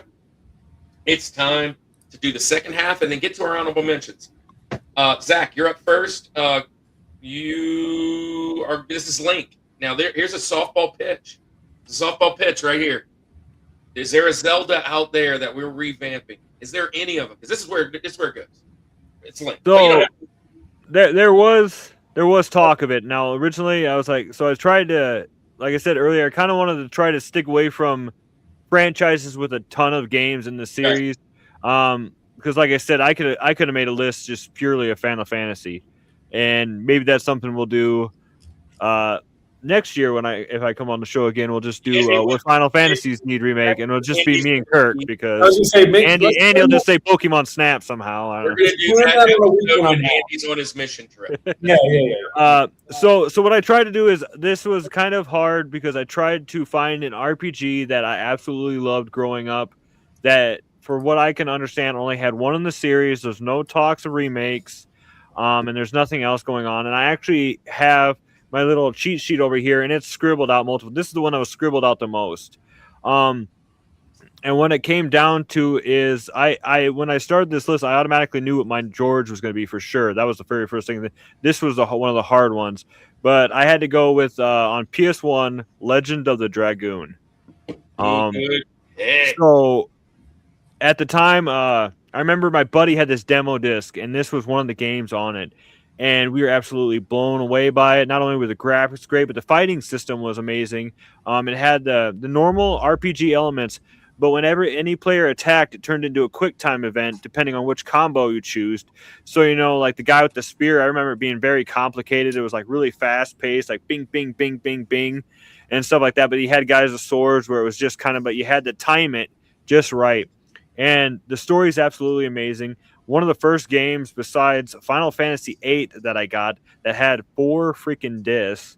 And I was just, each one of the discs was cool. It had a different person from the series. And then it was just, absolutely. During the fighting and stuff like that, if you saved up enough energy and stuff, you got to actually transform from a regular human into the Dragoon, which was basically just the human and dragon armor and had special attacks and stuff like that. Long game. I think it was one of the few RPGs that I actually finished at a young age. And I remember me and my cousin staying up till like 4 or 5 in the morning fighting the final boss because it was just a grind because I didn't have very many healing items. So it came down to a lot of attack, defend, and it took us a long freaking time. But Legend of the Dragoon would have to be my pick for this one. Dude, this is a fantastic You pick. took one of my Benjamins, man. It was on his Benjamin. It's Benjamin's of more. That is the opposite of Rushmore, by the way. For you friends that haven't. No, I'm just writing this down so that next time he comes on, like I'll know which games to pick. Yeah. This is my favorite comment here. Just watches hours of my YouTube channel. Like, oh, he's gonna pick Skyrim for sure on this one. I'm only here to knock you out. Really, is all it is. Max says this is the first JPRG that he beat. So yes, it's really good. I love this pick. You guys a Dragoon fan, other than Andy? When you said 4 discs, that's stop making the game. We had to have all those FMVs or whatever on there. It had those RPGs were famous for all those amazing and they just took up so much space. He famously talks about why do we need all those FMVs. He hates that. That's one of the things he hates the most. There's that. He probably plays Resident Evil 2 on N64 instead of the PlayStation. You guys are talking Chinese right now. I don't even know. I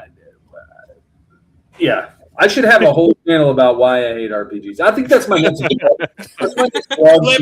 Clip it. Yeah, that's my next blog series. That's a perfect blog series for you, Andy. Why RPGs? I thought about doing RPG reviews, but I just don't want to play them. So that's it's just a 3-second clip. This game sucks, and then that's it. Couldn't get past the first tutorial. Yeah. Hey, you guys what do you guys think about this game? For people who may actually know this game, what do you guys think about it? Never played it. Well, there you go. I've heard of it before. I've seen it on the shelf. It's got amazing cover art for sure. Yeah, I'm very familiar with it. I know it's people love it. I have never watched a YouTube video on it. I don't know anything other than the name. I think it's really fading over the years. I think a reboot or something would actually bring it back because it was one of those RPGs that was really good, but it's just they never did another one. They never did a sequel or tried to remake it and anything with it, and it's kind of just one of those RPGs that's fading over time, I think. Turn-based? I'm assuming it is. Yeah. PS1. I don't know. What did you say, Austin? I said, is it a turn-based RPG? Yes. I assume it is. Yep. Very turn-based. Yeah. See, I never liked taking my turn. So that was my problem. I think from the get-go with RPGs. All right. I agree with that. Quest 64 is not turn-based, I don't think. I don't know. I haven't played it enough. I just So, Austin, you're not a turn-based guy. Not really. I mean, I okay. have played some. We have turn-based haters on here. That's fine. I think the only turn-based game that I can really stomach is Pokemon. Oh, and you bring up a great point. Everyone always says, "Well, you love Pokemon so much. Why do you listen?" Pokemon is enough nostalgia for me to overlook every RPG element. Pokemon is a bad RPG. Hot take. It was all of my top. Oh, Speaking of Pokemon, we're having a Pokemon episode. Yes. Three Ooh. YouTubers on talking our top 4 Pokemon, and my son is going to be here, like helping me for sure. I don't know the 1,000 I that know they have. Pokemon, but and I could pick a top 4, but I think he's going to enjoy being part of that. So, man, this is good. Dragoon. I didn't even think of that one. That's a great pick. Taylor, so no turn-based that you'd stomach. Do you have a Pokemon game in there that you want to revamp, maybe? What you got for your link, which is number 2. We're almost to the top of the mountain. Yeah, so I'm going on number 2, right? Yeah. Yes. So my number 2 is a game that I used to play as a kid until my eyes hurt, and even then I wouldn't stop playing. Again, this is another game where I tried to play it recently, and it does not translate well into 2026, unfortunately. But this game is so much fun. The only reason I put it at 2 instead of 1 is because my number 1 just has I love the storyline, I love the gameplay, but it's still very, very good. I'm going with Tak and the Power of Juju on PlayStation 2. Goodness, what a fun game. Yeah. I mean, I played this, like I said, until my eyes hurt. We had one of those old big box, big screen TVs, and I could still feel the fuzz on my face from the static, just being way too close to that TV, playing this game for absolute hours. I never played the second one in this for some reason. I don't know why, but specifically the first Tak and the Power of Juju it will always have a very special place in my heart. And that's the PlayStation version, right? Because it was Right. on GameCube, I think, as well. I love this game. This is a fun game. The Tak, if you will, the cover was real iconic. I remember seeing it, being like, man, this is fun. It kind of reminded me of Bonk, right? When I first saw it. So I was like, yeah, I got to see what this is all about. This is a very fun game. This would be cool to see redone. I'm trying to think what would be some really cool things. I mean, upgrading anything from PS1, PS2 would be fantastic, just graphically of what they can do now. But this game might be fun to see, kind of add some new elements to. Yeah, I've not played this game, but I'm looking at it now. I mean, I had the PS2. It's one of those games I think that just kind of like slipped past me. And you can pick it up for cheap, dude. It's like Looks like a super fun game. I mean, platformer. Looks like a really fun. I don't think you have to take your turn. Oh, it was a Game Boy Advance, dude. Oh yeah, I do remember that. Yeah, I would like to play that on GBA. Yeah. Yeah. My mother's nickname for she's a grandmother, obviously, but she didn't want to be called grandma. But her name is Julie, and she goes by Juju. So that's immediately. Hour of Juju. There it is. So I'll have to check this one out for sure. Yeah, it's silly, it's goofy, it's fun. It's Nickelodeon. Yeah, well, so I'm looking for that. I saw it on one of the things, but it's not on like a bunch of the other things. Just not on the first game. It's on the rest of it. Oh. It's on there's a cartoon, I guess, that they had for this. Yeah, I might remember that. It looks like there's a cartoon that was on Nickelodeon. Yeah, Nickelodeon animation. I don't remember that at all. I don't remember a cartoon at all. It might have been. I bet it was one of those shows that was like the pilot and a couple episodes, and was probably gone after that. Yeah, I think so. It's even that, but I mean, it looks like that early 2000s Nickelodeon. Oh yeah, it definitely looks like. Yeah, I remember that. I had completely forgot about that. I do remember it. Wow. Yeah. Anyway, good pick. Good pick. This is one that totally I haven't thought of in a while. I might have to see if somebody has it at one of these conventions. Pick it up. Yeah, it's a nice pickup. 2007 to 2009. This was a couple years after the game came out. It was a show. They tested it out, huh? So I was graduating high school. So I mean, Okay. I don't think I was watching Nickelodeon. Or Knight Reiner, welcome to the show. I have not seen you here before. Is that a friend of anybody here? But we haven't done this yet today. Welcome to the Summit Squad.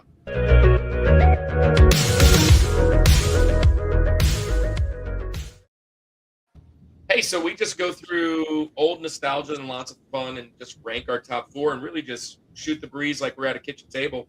But here online. So thanks for being here. Warhawk would be a great pick. I love that.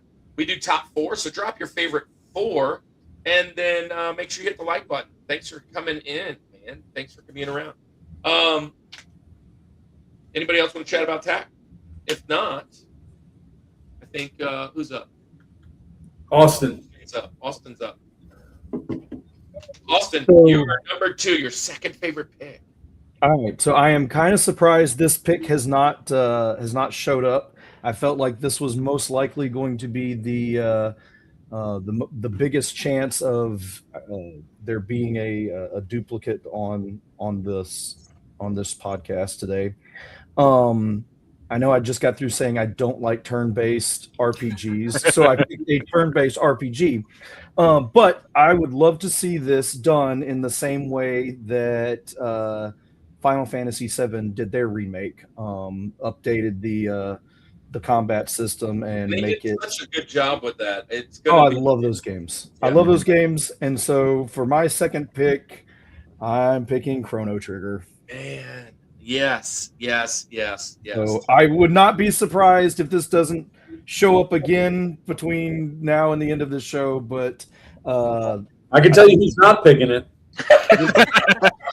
again, I want it to not be a turn-based No. game. But Yeah. it, Tell us about Chrono Trigger and why.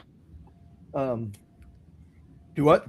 You can tell us about Chrono Trigger, so then I can get Andy out of here real quick. So here's the thing. I've never played it. I want to play it, but I hate turn-based. So I'm hoping they'll eventually remake it so I can play it. Wow, because that I've is heard- a So I know. so did you like the original Final Fantasy VII then? I never played the original Final Fantasy Oh, so you like the reboot? Yeah, okay. VII. So Way different. when they announced the original Final Fantasy, or when they announced the remake for Final Fantasy VII, like, I don't know, 20 years ago at this point, Yeah. I basically refused to watch or read anything about Final Fantasy until the remakes have come out. I still don't know what the ending is. I've been able to stay away from any type of spoilers for 30 years, and I'm super excited for the next the third one coming out. But I want them to do the same thing with Chrono Trigger.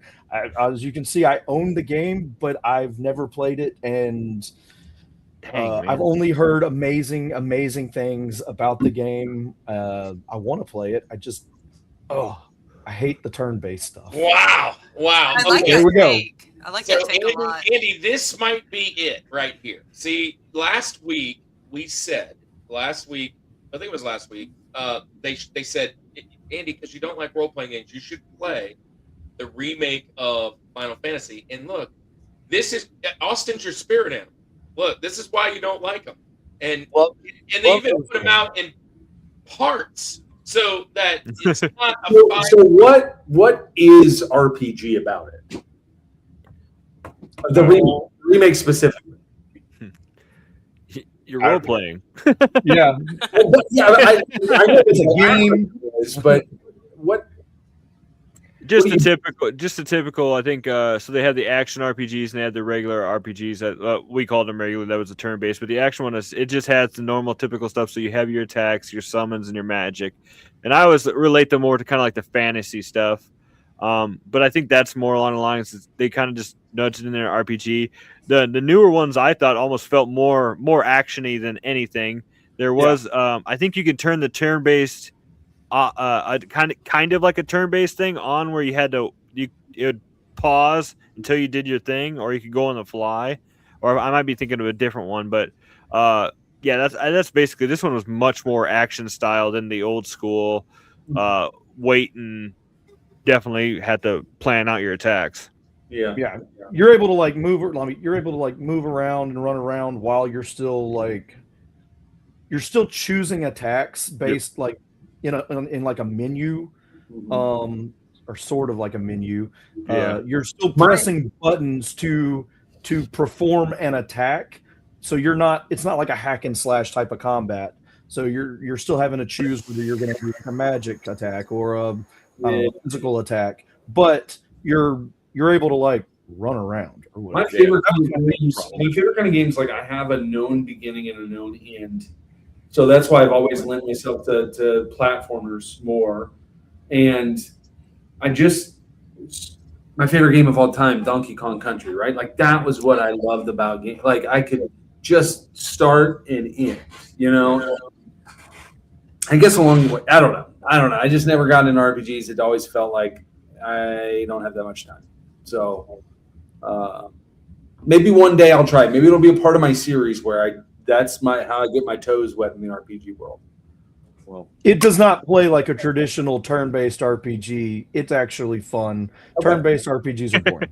All right. Including Pokemon. Yeah.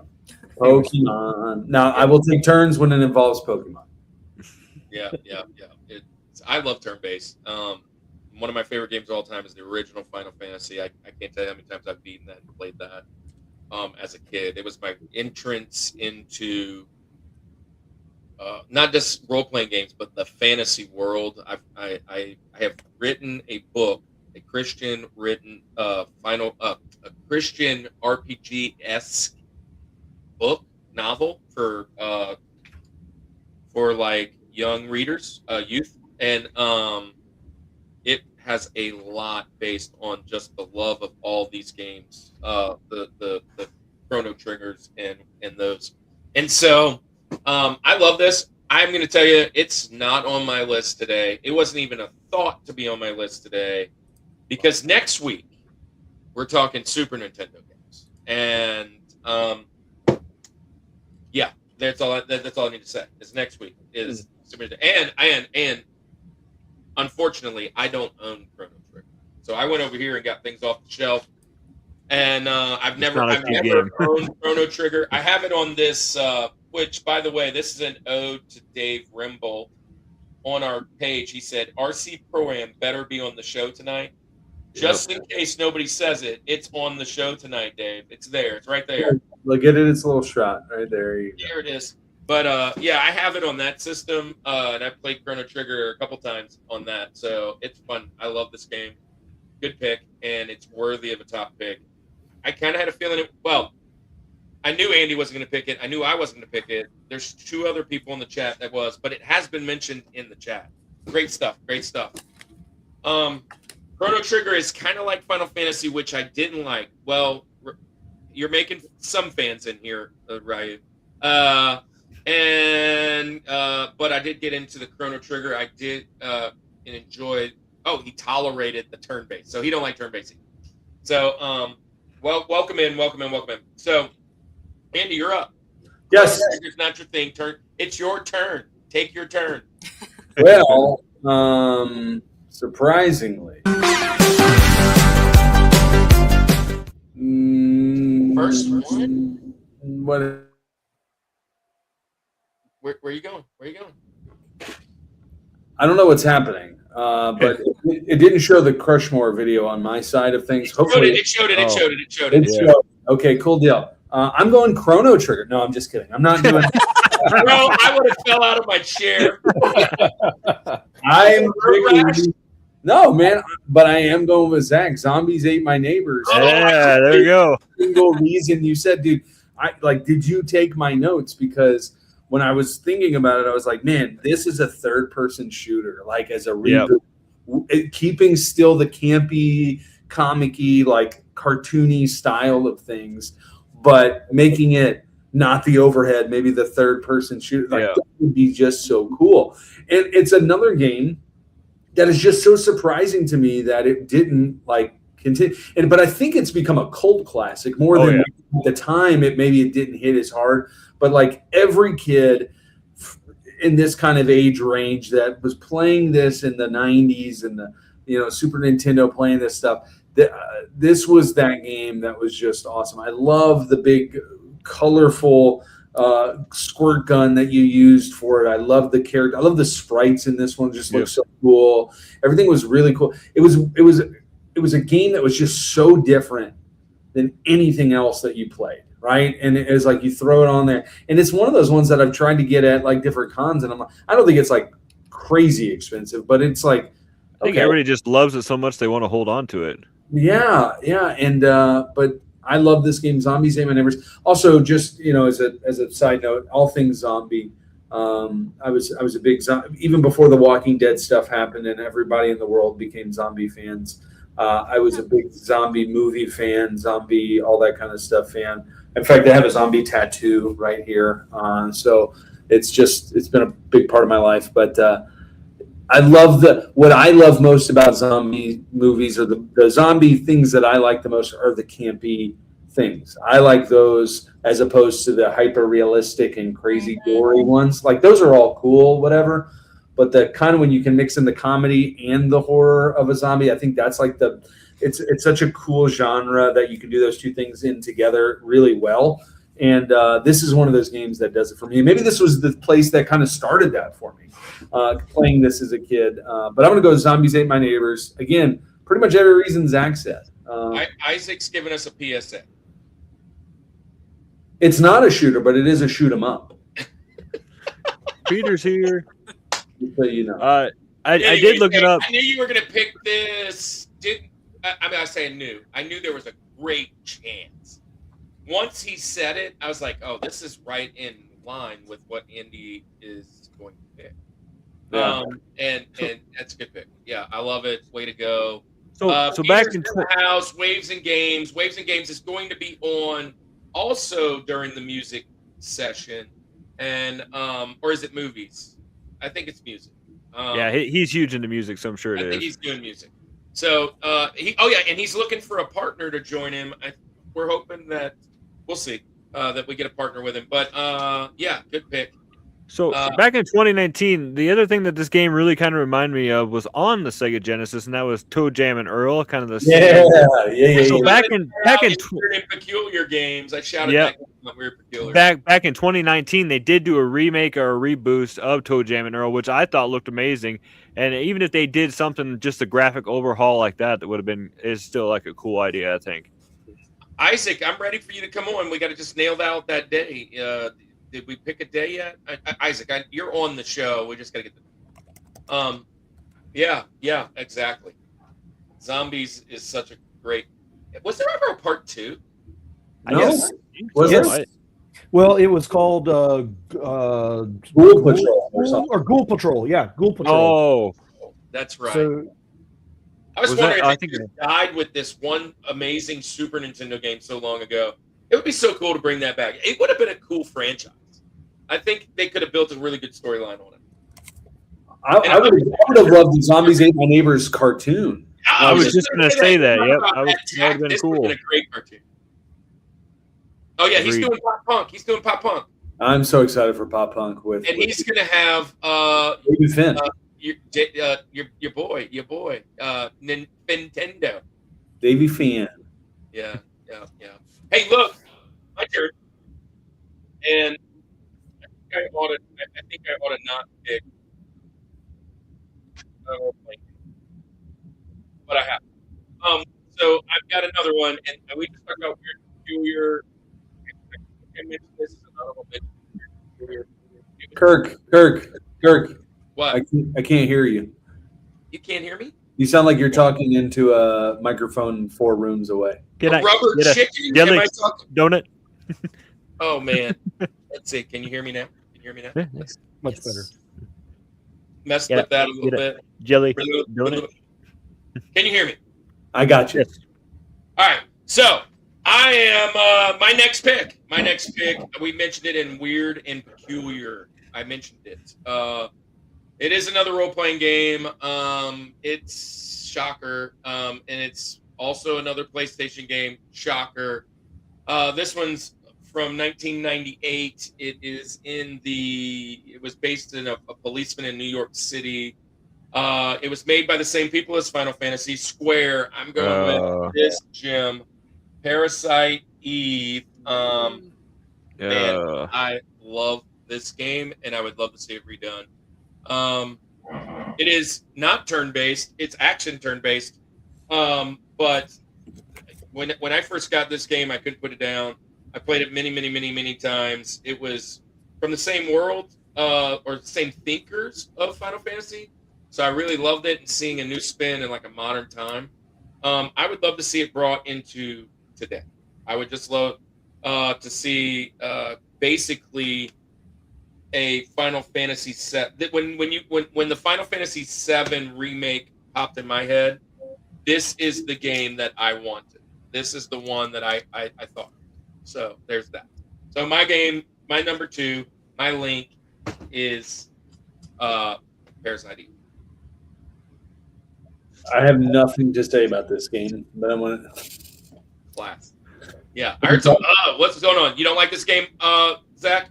I love this game. Absolutely love this. I actually played through it, I think, a few years back, all the way. I don't know if it's still on my channel, but I did a stream. I played it all the way through. And it's I horror based. So Taylor, if you haven't played this, you'd like this, I think. Yeah, I'll have to look into that. I've recognized the cover art, but Yes. I haven't played So it. essentially, it's like a virus. They call it mitochondria, but there's like this virus that's kind There's of a cellular. Yeah. Mitochondria, that's the powerhouse of the cell. yeah. It's taking over the world, and Kind of like Biohazard, like Resident Evil. essentially it Biohazard. starts in like Okay. this opera house. Kind of has Yeah. like an opera scene that reminds me of Fifth Element. Yes. It's an epic opening FMV. And it's just- like pyromaniac stuff, pyro stuff. It's just, and I think like you said, I think if they did like almost like even like if they did like a Resident Evil 2 remake kind of Yeah. graphic overhaul, and then still just kind of do like that. You said not necessarily turn based, because that was kind of threw me off. 'Cause I was expecting a turn based, but it's not. It has kind of say the same elements, but it Yeah, was a lot of running What is it around called? and It's positioning called, yourself. It's called. I looked it up because I was like, what did they call that? Like area something, isn't it? Or It's called it active time battle system. yep. It's called the active time battle system. So it's like turn based, but not where it like pauses and say click this. You had to click it while moving on. Yeah. You know, you've seen those reels. I know you've seen them, and Kirk, I'm pretty sure I've sent them to you 1,000. You probably said that. where it's like my mind when people are explaining card games or whatever. People start talking about RPGs. I'm like, that's happening in my head. I'm like, what? Wait, okay, I don't get the rules. That's all my head does. Wait, also, anybody here like tabletop board game fans? Uh, I love the guy who made this one you're about to talk about, but So Andy, so we have a guy that's in our group that made a really big, large one, and it's really cool for like what he did. super impressive. It's super incredible. It's impressive what he's done. It's crazy. And I've played it a few times, and it is a lot. It is a lot. And Andy's like, so when he was trying to sell it, he's like, is there any way I could just buy a sticker? I'm gonna support. I'm not going to do all that. I'm not gonna I play knew it. if I was overwhelmed with it, Andy was not going to purchase this thing. And it's like $100 board game. And he's like, anyway, I could just get a sticker or something. The guy's like tabletop RPG, and Andy just goes, ugh. Wait, so the RPG's in real life now? Get that out of here. I sent Andy this meme, and he's like, "No, oh, it was who's the guy sent the kid Oh, from the actor was talking on Jimmy Fallon's show, and he was talking about some it fake. was the guy from Hunger Games, the Yeah. guy, what's his name? Josh Hutcherson? Yeah, he was talking about doing a 9-hour like Dungeons and Dragons game every Saturday. And I sent it to Andy, and he goes, "That's my nightmare. The only thing I want to do for 9 hours is sleep." Good. I was wanting to try to play Warhammer with like And- Henry And the Cavill or reason I something sent like it to that. is Jimmy Fallon was the same way. He's like, "You played this for 9 hours?" It's like, "How long did you set it up for?" "Oh, it takes like an hour setup." It's like hilarious. And I was like, I knew Andy would hate it. When we used to play D&D, we'd sit down, 4 or 5 hours at a time playing D&D. Yeah, great. There's no part of me wants to do Parasite it. Eve. Austin, you like Parasite Eve? No, I don't dislike it. I just No. I am a giant wuss when it comes to scary things and do not play horror because I don't like feeling scared. I in my older age, in the time when I purchased this, I loved horror. I think it had a little bit of the same time when I got saved and whatever, and I just kind of put a stamp on not cursing, not drinking, not smoking, not pornography, and all that stuff. But one of the things was kind of paying attention to the horror movies and the type of content I watched.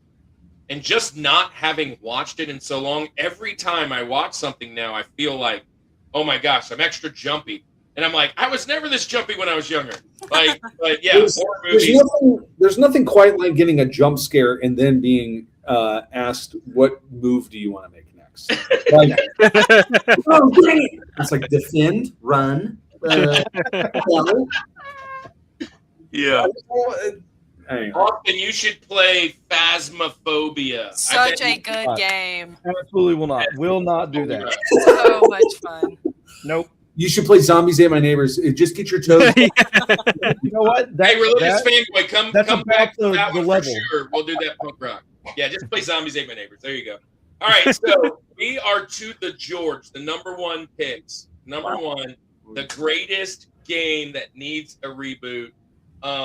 I can tell you before I get to mine, I'm not even. It was.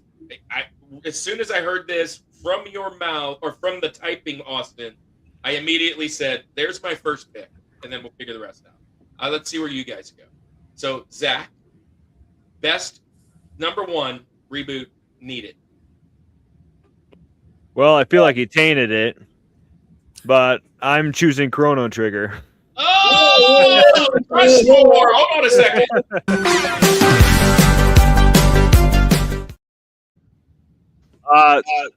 This was I didn't play it till the PS1 era when they made those Final Fantasy anthologies and stuff like that. Yep. My first dibs at playing Chrono Trigger, but I remember immediately loving it. Obviously, it had the typical Japanese hairstyle, the attacks, the story. The story was incredible. And it wasn't until I beat it one time that I found out that there was like 30 other endings that you could get. And at the time of my life, it was all of my favorite things: time travel, just the RPG in general, great story, great characters. And yeah, so then once I found out, oh my gosh, you can get like 20-something. I can't remember how many endings it was. But if you did stuff in a certain way, you could end the game earlier, and then you'd have a totally different ending, and then you can go back and replay it. And I know Andy's not on the screen right now, but me just talking about playing the same RPG over and over again for different endings is probably making his eyes roll in the back of his head. That's exactly it. But besides Chrono Cross being re-brought back to on PS1, Chrono Trigger, as much love as it has, especially in the RPG community and just the nostalgia community as general, I'm really surprised that there hasn't been anything that's been talked with this. And I think I'm pretty sure this was also a Square game as well. Yep. So it's just surprising that nothing's came of this. I think Chrono Cross kind of flopped, and I think it really kind of just pushed it off a little bit. But there was another game between. I'm not going to say it because I don't want anybody, if in case it's out there. But there was another peculiar game like this in the 16-bit area that I think would be really cool that if they brought back too. So I might say that for my Benjamins. I might know the one you're thinking about. I thought of that too. Yeah. Maybe, but Everything we've we already said a lot about this game. This game is amazing. If you Yeah. look at top games ever made, Top no matter RPGs. what list you pick, or top games ever made, Yeah. or top retro games ever made, top Super Nintendo games ever made, this is always in the conversation. It's And so good. it would be so good to see a remake. And I think it was one of those first games that did have a ton of different endings you could get. and just depending on how if you defeated a boss at a certain time, pick because there was recruitable characters, and some of them you can miss, and some of them you could keep, and it was just depending on all that would just change the ending. I think it was one of those first few games where you could have multiple endings. Yeah. Yeah. So, yep, I agree. Chrono Trigger, Phasmophobia is a fun game. Thank you guys for hanging around, especially over there on that purple side. Again, Twitch, we're close to affiliate. We just need some viewer time. So if people want to switch over to Twitch, I wouldn't hate y'all at all. So that would be really awesome. We've already talked about this one. So Taylor, why don't you jump in and share your favorite or the game that you wish to see remade the most? Yeah. So this is another game from the PS2 era. I grew up a PS2 girly. Yes. It is. It kind of falls under. It was neck and neck with Tak. Like I said, I played Tak until literally my eyes hurt, and then I wouldn't stop. This is going to be the Sly Cooper series. Oh, good pick. I was like, that's not a game. What is she doing? You pulled out the old Funko. Yes. Sly Cooper. I specifically played Sly Cooper 2 a lot. I love a sequel. What was it? Jack 2, Sly 2. I love the storyline of it all. The characters, you could really get immersed in this story. The characters were written so well. It's the gameplay itself is entertaining. This is Chef's Kiss, 10 out of 10. I absolutely love Music's good too. Series. Yes. Very memorable characters, very iconic. They still have a diehard fan base to this day. I'm sure there's plenty of people out there that would agree that Sly Cooper definitely needs some form of remake. I mean, if Spyro and Crash Bandicoot can get a remake, even though it was a decade ago at this point, I don't see why Sly Cooper couldn't get a reboot. Yeah, I mean, that's like the Rushmore of mascots of PlayStation back then. Yeah. Right? You just named them all. And, yeah, Sly deserves to get in. Yeah, I think Ratchet and Clank was about the only game didn't mention. Right. Yeah. So you brought your Funko Pop. Andy, Dang it. Why? See, this is the problem. It's already bad enough that he talks about RPGs all night. Now he's going to Patrick. Andy, did you see that they gave a really good deal and cut and gave him a good signing bonus? Since it's, Well, I mean, you're going to pick up Tyreek Hill again. his play has gone downhill. He's on the downslope of his career, so it's over. Yeah. It's time. ACL, can't come back from that. $1 bonus. Hey, there it is. Look. Oh. Oh, you have a protector. I have all of my pops are not here because I'm back. Well, you would never. Mine don't stay in the boxes. Protector, Andy. You would Uncage them suckers. Uncage them. They need to run. I just got bobbleheads. This is why our podcast is so good. Andy and I are like best friends, but we have the complete opposite taste. This is it. It's like oil and water. Like what? I'm taking it right out of that box. No. Anyways, this is a great pick. I love this. I did not even think of this, and I'm a PlayStation 2 person. I started my collection on this con run to do PlayStation 2, and I don't have a single slot. That is a sin. I need some Sly up on this board. This was a multiple time rental for me from Blockbuster. Nice. Any of those games that they at least like spoke to me whenever like cover art, I would see like who the character was, and you'd flip it over and you kind of see some of the gameplay and stuff on the back of the box, but. That was any of those great, like you said, It was one of those first games that you kind of snuck around that really did it well. The mascots that were like, man, yeah, I want to pick that up. The Spyros, everything like you just mentioned, those were the games that were like, this just looks like it's going to be fun. Very iconic art style. Yeah, if they messed it up, that was on them. They messed up a good thing, but they did. They did a great job. So all right. Good stuff. Austin, favorite game that needs a remake? When you thought of this topic, this is the one that was in your mind. Maybe. Yeah, it was this Chrono Trigger was one of them as well. Chrono Trigger, I kept going back and forth on this one and Chrono Trigger. And then I got nervous when it was mentioned in passing earlier in the conversation tonight, so I was afraid it was going to get brought up again. But going to the Genesis, which again, I did not own a Genesis game, or I did not own a Genesis at the time, but my cousin did, and I remember playing this game. And the very beginning of this game is, to me, was extremely.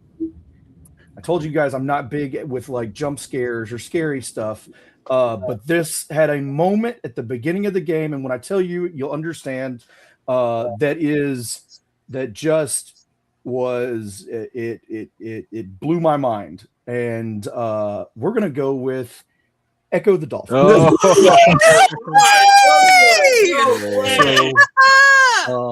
Yeah, Echo. Again, I don't want to spoil it for anybody who has not played it, but just please spoil it. That at the beginning of the game, you're just a dolphin, and you're just living your best life. Yeah. And then you're just swimming around with your dolphin friends, and it's the coolest thing ever, and you're having a great time, and you go jumping, and all of a sudden you jump too high, and everything goes nuts. And I still am somewhat traumatized by that as from playing it when I was like, I don't know, 6-7 years old. See the final boss of it? No, it's too hard. Don't go back and look at the final boss. Oh, really? It gets really, really at some point in that game it gets really creepy. I finally made it to where I was like, it's terrifying. Yeah. Oh, really? Oh, great. Okay. Well, I only made it. I got to where I was in space, and then it got really, really difficult. And yeah. Like, all right. That's the final boss of Echo? Yeah, that's the final boss of Echo. Are you kidding me? Look at All right, it. now I gotta look. Oh yeah. Yeah, you're swimming around fighting that. I think it was the alien. Yeah, final boss is a huge alien head. That is 100% copyright infringement on Alien. Yeah, it was. So wait, I think they had a Dreamcast played game this which I never game got to playing. Minimal. I never realized that there was even an Alien story to this. Oh yeah. I've Solid always choice. just seen the swimming and stuff. When So you Retro said Rewind dolphin- Podcast did this. So Retro Rewind Podcast, another one of the guys that's in the culture box with it. He's the one that made Junkyard Juggernauts, which is the game that Andy said no. He's been doing these things where he gets the new like Nintendo with the 50 games on it, the Super Nintendo with 50 games on it, and he tries to beat every game on it. So he's already done Nintendo, Super Nintendo. He's done a couple of them. He's on the Genesis one right now. And every time he goes to Echo, he plays it for about, I don't know, maybe 15 minutes. And he's like, all right, I'll come back to that because I'm not keep playing that. And I've only been kind of really just swimming around doing ocean things. I didn't even know. That's crazy. Yeah, just listen to this. This is Google. It says, "Is Echo the Dolphin 2 canceled?" Here's the AI overview. Just enjoy this sentence, okay? Yes, the planned sequel to Echo the Dolphin, Defender of the Future, titled Echo 2: Sentinels of the Universe, was canceled around 2001. They got Sentinels into Echo the Dolphin. This game gets deep quick, and it doesn't need to. So from my understanding, this was a response to Nintendo's Metroid. So obviously, it is a Metroidvania type style game. But the whole idea of Metroid being you're the only person out there in space, and you're trying to have to like make your way through this world or whatever. This was the Genesis. Their version of Metroid. You're this dolphin that is now you're in this empty ocean, and you're trying to save your friends and stuff. I think is the whole. I am literally looks being beautiful educated today because every time I've ever seen this game, I thought it was just like an ocean simulator with a dolphin type thing. Oh no, it's actually really fun. Like what is it? EVO or Evo? Oh yeah. This is nothing like Evo. Like just I mean, obviously I know that one they evolved and whatever, but just kind of like I'm out in the water. What's that shark game on the phone? That's what I always think. Yeah. Of Echo. Yeah. Anyways, wow. Now I feel like I have to suffer through the beginnings and to get to this alien boss. I got it right here. I'll play it. Yeah, man. I'm watching a gameplay of it right now, and it is terrifying. It's terrifying. It turns dark real fast. Like you said in the beginning, you're this nice dolphin. You're swimming with your friends. You're having a blast, and you go up, and then the next thing you know, they're all gone, and you're by yourself. And then I think it's like underwater puzzles as a dolphin, and it's mazes and stuff you got to go through. And then all of a sudden, it just gets really dark. Like I never played it all the way through, but I've seen people play it, and then it always pops up and sometimes in hidden gems or whatever, because you're just like, you don't, all of a sudden it's just like our final bosses. It was like final bosses that you don't expect.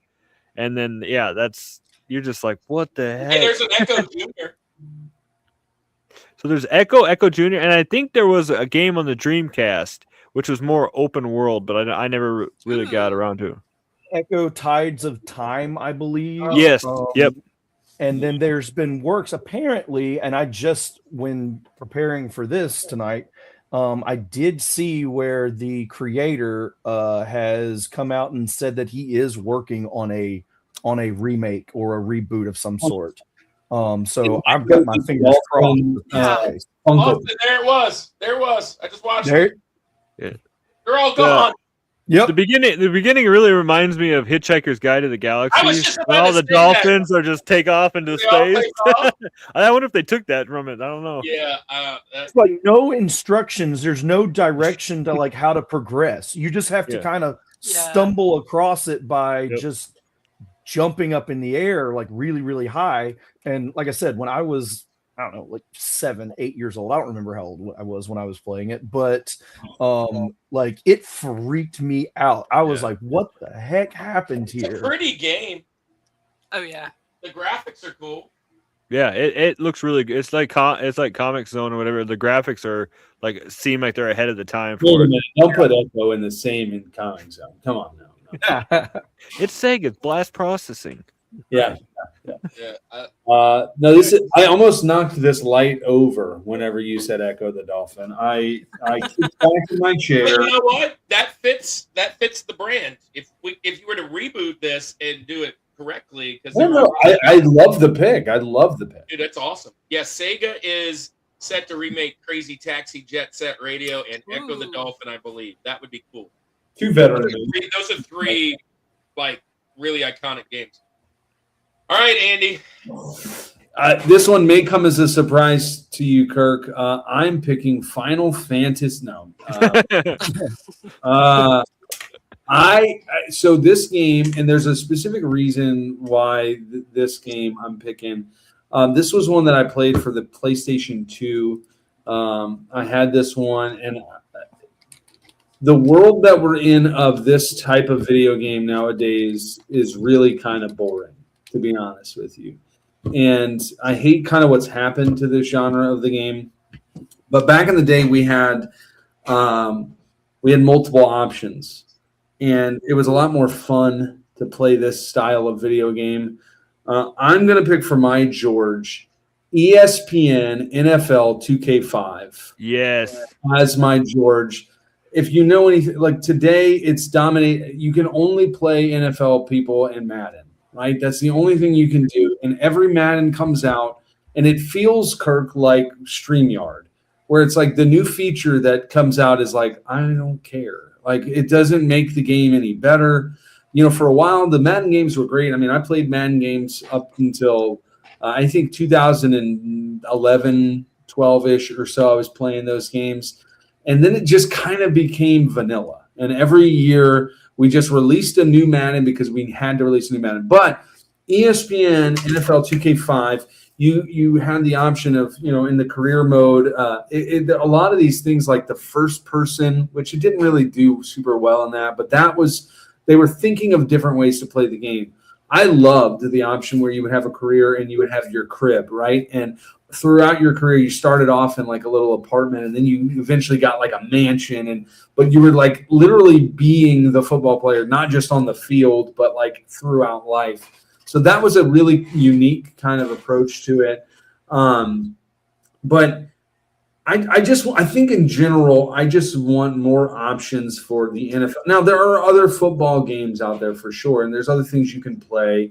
There's other versions of different, but it is 100% monopolized by the Madden franchise and player licensing and yeah, all of that kind of stuff. Now you can play as these offshoot characters and have all these other things and different ones, and it's just not the same. I just want multiple options for it, and specifically, I think that the NFL 2K series. I think 2K5 was the best one. That was just TO on the cover, but widely it's believed that that's the best one of the whole series. But that is my George. Needs to be rebooted. We need to rethink the entire NFL video game world, and we would do it by doing NFL 2K. So there's my pick. The only thing I'll say is I really didn't play the ESPN football games. Madden did have a hold on it, and then NCAA had a hold on it for football and PlayStation for me. Now, we did see NCAA back, which is good. But what I would say is today, Aaron, when he was talking about Pokemon Snap, one of his big picks that he said that we should redo was Blitz. And Blitz has a lot of games. I thought that would be a good idea, with the licensed characters and maybe adding some new nuances and NFL Street was good too. Yeah, is that one. So it's a cool pick. I love the sports title. I thought of a few sports titles, and potentially you might see some. I don't know. I love this game. I'm glad that you brought. I actually forgot all about this game, and I remember the big controversy when this came out because we were sick of Madden too. Madden this, Madden that, and yeah, TO on the cover just blew my mind, and I'm remembering this. And then I'm glad you mentioned it because if you weren't, I was the first person mode. It was hard. If you were a receiver or something like that, it was impossible. You couldn't do it. But it was still cool that they had it. But I looked up the images because I couldn't remember exactly if it was TO or not. And I brought back a picture of Boomer popped up. And I remember his minutes in between were boom, yes, bang. Yes. At halftime, you could see the first half of scoring, and they would do loading screen. And it was really cool because you could see all the touchdowns and stuff. And then, but no, just, the career mode. And then it was something different. We were at that time, and then I think it was the next year, Madden bought the player licensing and just really cut everybody off. Yep. They could be the only football game unless you did like, I think was, what was that? They did like an Arena Pro Football or whatever that had like John Elway on the cover. But I think you could use other people, but you couldn't use real NFL players or something. Yeah. We're just, and I'm glad you brought that up. The Chris Berman halftime. Yeah. That was, you felt like you were watching him. Yep. And I'm not skipping through halftime. I want to see. Yeah. I want to see all the touchdowns. Play an ESPN game and bring back some of the old ESPN announcers. Oh man, you put Stuart Scott, yes. Dan, Dan Patrick. Yep. Cool pick. Yeah. We were just talking about Stuart Scott the other day that ESPN really hasn't been the same since he left. That was literally my core nostalgia of watching Sports Center was getting up in the morning watching Stuart Scott and Rich Eisen together. That was my. I miss baseball tonight, man. Mm-hmm. I miss baseball tonight. Nostalgia therapy. Nostalgia therapy. Hey, look. So let me finish this thing off. We'll get into Benjamins and get out of here. So, like I said, when this was brought up, I was like, it took me about 2 seconds to think about it. And I was like, yep, there's the game. We haven't seen our guy Rad Bash in a long time, but he preaches this game. Oh, yeah. Oh, gosh. Dark. I knew exactly what you were going to pick as soon as you said Rad Bash. Yeah, that's why I did that. But yeah. Hey, so Dark Cloud. This was PlayStation's try to do Zelda, right? And it has a lot of different things to it, but the game is a cult classic. This is the very first PlayStation 2 game I ever got. Very similar to Golden Sun. When I purchased the PlayStation 2, I looked at the cover. I was like, man, that's similar to Zelda. I read the back. I was like, this sounds fun. And I purchased it, and I love it. It is amazing. It's it needs a revamp. They did a Dark Cloud 2, and it was not nearly as good, and it kind of died, so it kind of killed a lot of the franchise. But I would love to see this redone, bringing it back to life, it's not it's more of a Zelda style, Andy, more of a It's like a dungeon crawler kind of, wasn't it? dungeon crawler, Yeah. It more of like an ocarina feel than a role playing feel. Yeah. And Andy, you can appreciate that side, but this is a really, really fun game, and I would love to see this redone. I would just love to see a new style of it, just bringing it back, man. Because I hate that it didn't have more sequels, and it's because of Dark Cloud 2, really, which was a totally different kind of game. It tried some new stuff, and it just didn't work. So was that the city builder one, or was Dark Cloud one where you were building like it? You build the city in this. Yeah, that's what it was. Okay. So yeah, you have it. Yeah, it's just really cool. You build it. You build a customized world. You play it. You live it.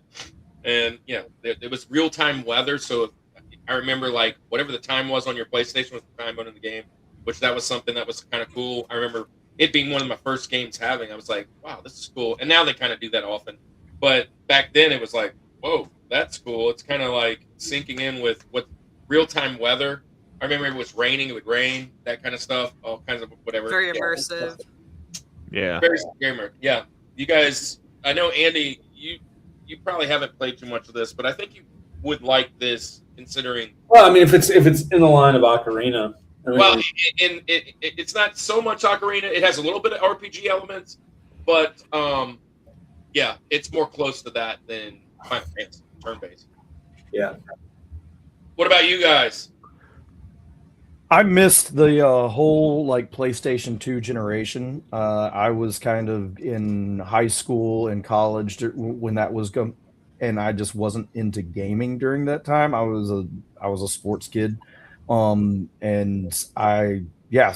the only PlayStation 2 games I really got a chance to play were after a lot of these had come out, and my younger brothers had a PlayStation 2, and a lot of and some of these games. That's where I played parts of Sly Cooper. Never finished it, but I agreed with Taylor's pick that it's a great game that needs to be revamped or remade. But as far as Dark Cloud, I always kind of looked at it because we were more Nintendo.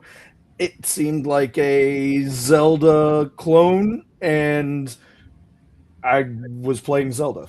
So. Yeah. And I don't blame you. I don't blame you. So, hey, Mr. Fred, what's worse, a chipped tooth or throwing up for a day? Throwing up for a day. I'll take throwing up for a day. I'll take throwing up for a day, Mr. Fred. Thanks for being here. Mr. Fred's over on the short side, so yeah, a lot of times just random folks come in and say weird things.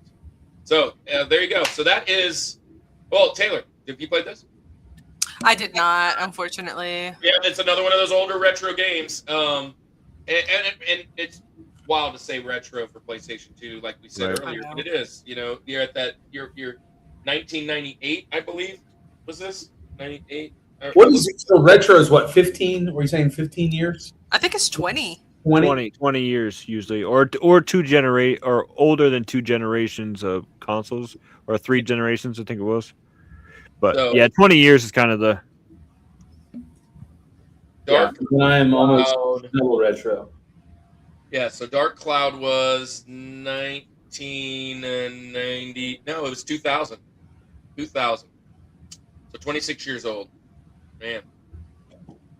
Wow. 95% rating. Dang. That's wild. Anyways, it's Yeah. a great game. It's fun. Anyways, well, that's going to be our top 4. Let's play our second half honorable mention style. PS2, I'd say Snowblind and Ghost Rider 1 and 2. Yeah, those are good picks, Holy Rhino. So this is how we're going to do it.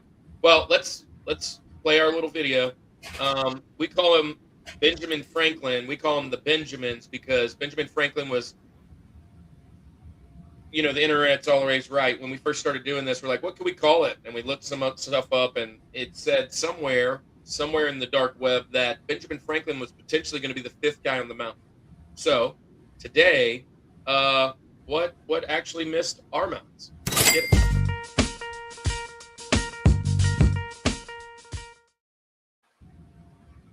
it's a little different. Now, we can't mention anything mentioned. Unfortunately, Andy, you cannot mention Echo the Dolphin. Unfortunately, you can't pick the Final Fantasy Legends that I know you wanted. Dang You're it. going to go a different route. But we keep the same order. The difference here is it's like fantasy football draft, where we go this way, and then second round we come back. Third, we go this way. Fourth, back. So, Zach, you have first pick, and you're going to have last pick. I'm at the end, so I get back-to-back picks 2 times. Here's the only thing I would say. You kind of see where we live. My list is going to change a little bit. I don't have another single role player necessarily on here, so my list will change. But if you have something that you think somebody else might want, you don't have to put these in order. Take it before they take it. So, like, if there was zombies out there that you know you had, it was mentioned a couple times, take it. So take the very best available. And then and see who builds the best 8, because you already had done 4. And also, you don't need to like go into a big explanation. We're just kind of like randomly thrown out. We'll do a couple talks, and then we'll get on out of here. So these are just the honorable mentions. Zach, you're first. What missed your mountain today? Well, somebody had said it in passing earlier when we were talking about survival horror, so I had to go with I was going to pick Dino Crisis. Dang it! So, Hey, there was talks of remakes, and I recently looked at it up again because I was like, oh man, a Resident Evil 2 or Resident Evil 3 remake, but with Dino Crisis would look amazing. But as far as I could tell from the interweb, that they had canceled the remake. At least that's what Google tells me. But I was say it. I was extremely excited for that one, but then it didn't come through. But so Zach, you're becoming a real, like, you know the system around here. I love it. Taylor, what you got? Okay, so this isn't necessarily.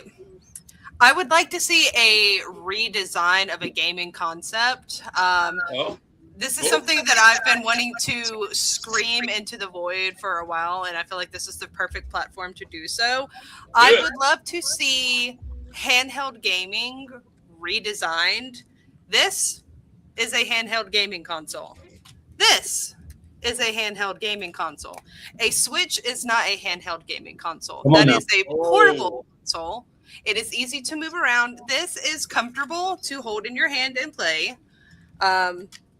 You know, we're going back to this era of flips. We have the Z Flip, where, you know, we're going back to flip phones and stuff. Yep. Why can we not do that with handheld gaming? Because I'm not a Switch hater.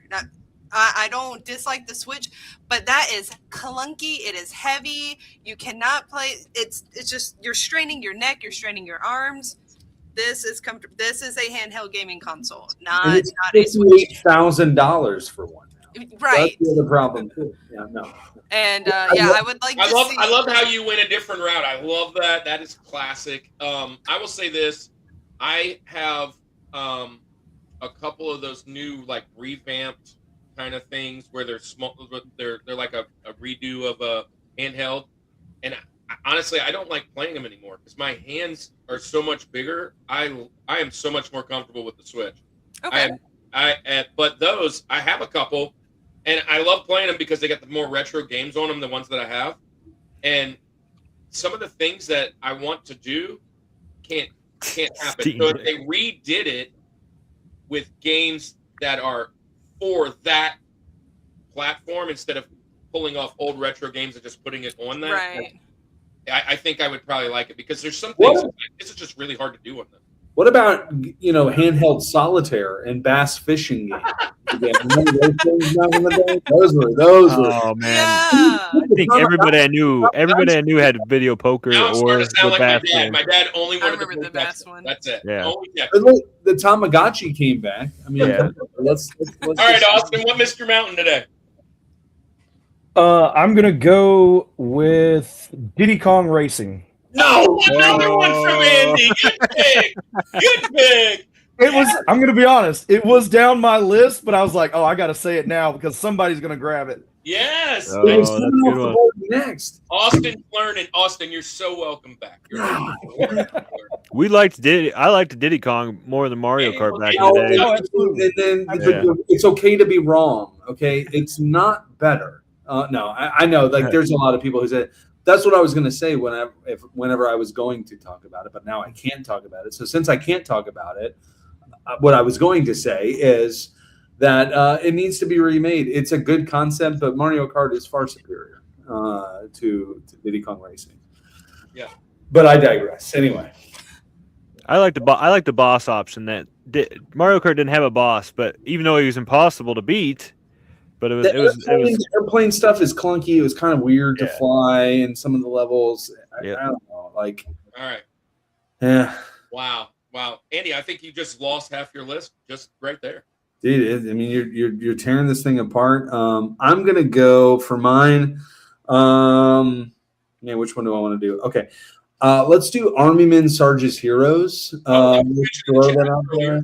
Yeah, this is a fun one to play.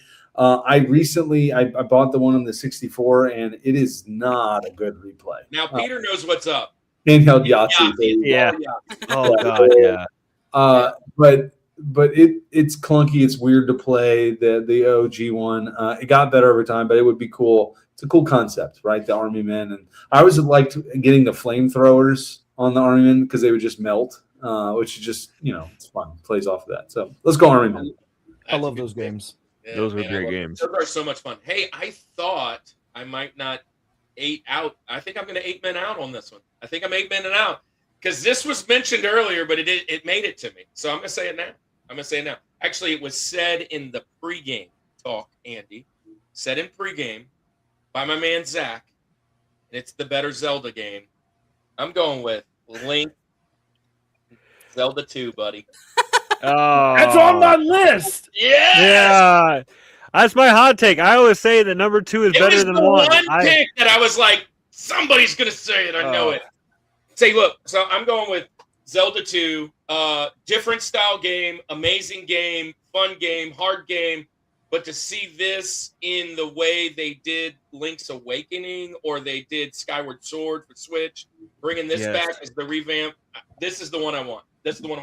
I almost said the first Zelda, but I know they've redone that, report that a few times in a different few places.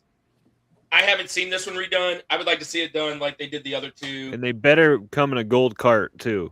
That'd be cool. So I think I might finish. I think I might do this. So here's another game. This is fun. It really came from a cartoon, kind of anime, Japanese thing, Nintendo game I had. I don't know why I got it. It was probably in the KB Toys cheap bin at the time when I picked it up. Didn't know much about it. I've watched the cartoon now. I love the cartoon. It's really old school. I'm going with this. Little Nemo the Dream Master. What a fun game from back in the day as a kid. I love the story. Very fun story. Kind of clunky game. You throw candy at things and kind of get in it. I would love to see this redone in a modern style. The movie's kind of a fever dream too. It is a fever dream. Dude. Yeah, it's wild. So I'm going with the one with the fish.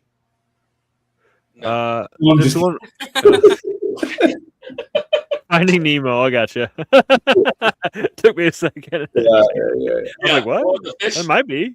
I think there might be a fish in there. That's why I stopped for a second, and then I got it. Yeah, All right, I remember. All right, Andy. Oh man, I like now I know my crowd here, and I'm just I gotta tread lightly here. I gotta figure out what I'm going with. I think that this one might be taken before it gets back to me. There's been a lot of talks of mascot characters that need to be remade into newer things, and I just think a Rocket Knight Adventures reboot would be really cool. Favorite games. It's a good pick. Sparkster, I love Rocket Knight. I love Sparkster. I know there was a couple games in that, but just a reboot of the franchise would be cool. That's a fun game. It's super fun game. I love the boss levels. Very creative, like different takes on bosses, and sounds are great in that. Sprites are awesome. Rocket Knight Adventures. Good pick. All right, Taylor. Wait, no, Austin. Oh yeah, Austin and then Taylor. Yeah. Because it's circles. So yeah, I literally had Diddy Kong Racing jump my Adventures of Link so that I could get Diddy Kong, but obviously I can't pick Link now.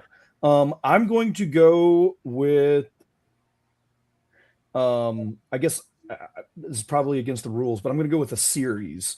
And Guess what? We make the rules. It's good. there we go. Go. BioShock, Ooh. 1, 2, or 3. I think Every that time those this could- game's brought up, I go, man, it's on a bucket list. I need to play these. It's good. really good. I know I would love this series, and I just haven't played them. You know, they are What's worth the it. big thing's name? Mother or wait? The problem is it's a first-person shooter, and I don't know if Yeah, how Big Kirk- Brother and Little Sisters. yeah. Big Brother was yeah. Mhm. My I always- favorite is the it's third like one. of those that I want. What's that? I said my favorite is the third one, which kind of deviates from the first two because, like I said, I'm a big wuss and scary things. The third one isn't near as I dark. think And, Yeah. Russ Lyman mentioned it on his thing. Yep. He And said, it one of the his- few games too that had a reversible cover art too. It was that Infinite? Not Infinite. God, I can't think of the name now. But it was it's infinite. but Yeah. he also Yeah. said that the third one was his favorite. and a big was- twist at the end. The huge twist at the end was caught me off guard. Yeah, it's got a good twist. It was one of the first games Big that I had ever Daddies and played. Little. That's it. Big Daddy. Yeah, Big Daddies. That's what it was.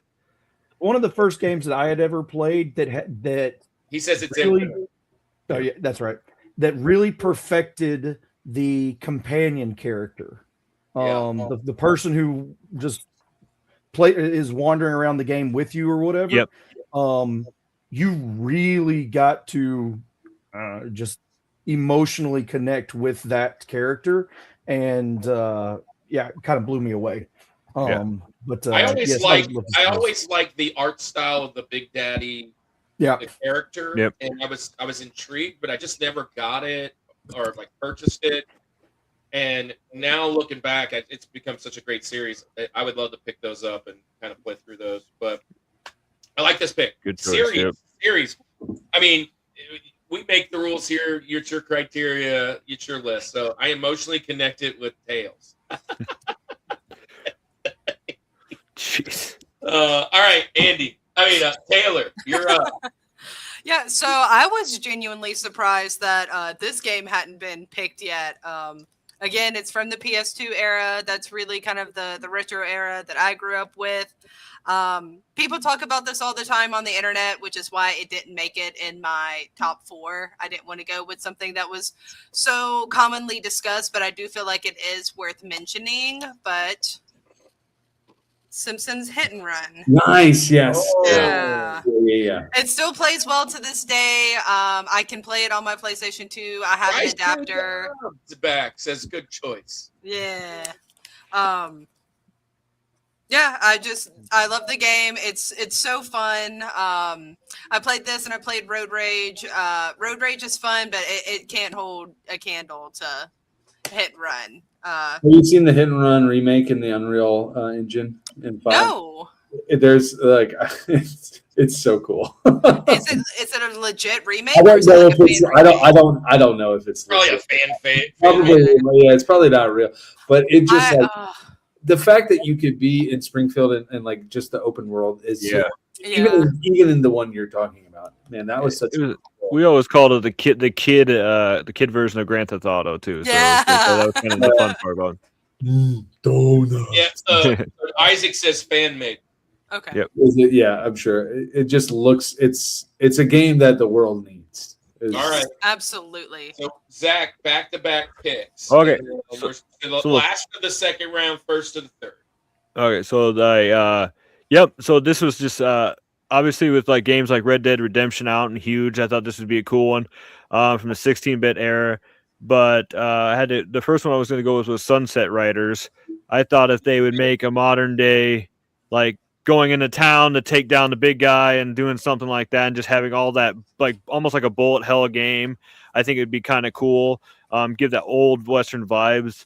Other than that, the other choice was going to be. I was surprised this didn't get mentioned or any of the other games, but that matter. But I had to go with Mega Man Legends. Nice. It was mentioned in the chat. And Yep. I saw somebody say that, and I was like, because that was almost my fourth one because I was never a big fan of the side scroller Mega Man games, but when this came out on the PS1, and it was more the first person like aiming and shooting kind of, and the third person and doing a little bit more over the head stuff. I like the more RPG element to it, and it was kind of a cooler game. So I'll have to go with Sunset Riders and then Mega Man Legends. Those are two really good games, and I approve that message. I know that Kirk. Taylor, Kirk, did you bring Sunset Riders when we did hard games, or somebody? It was mentioned. Sunset Riders was mentioned by. It was in an episode we did. For sure. I can't remember the other Western that was. The other one that I think of all the time was mentioned in the chat too, and Kevin mentioned it last week. But I'll mention it at the end if nobody says it. Okay. The one that I'm thinking of. Taylor, back to you. Yeah. So I'm finally deviating from PlayStation 2. We're going to pivot towards GameCube now. Right. This is another game that I played with one of the kids that my mom babysat when I was a kid.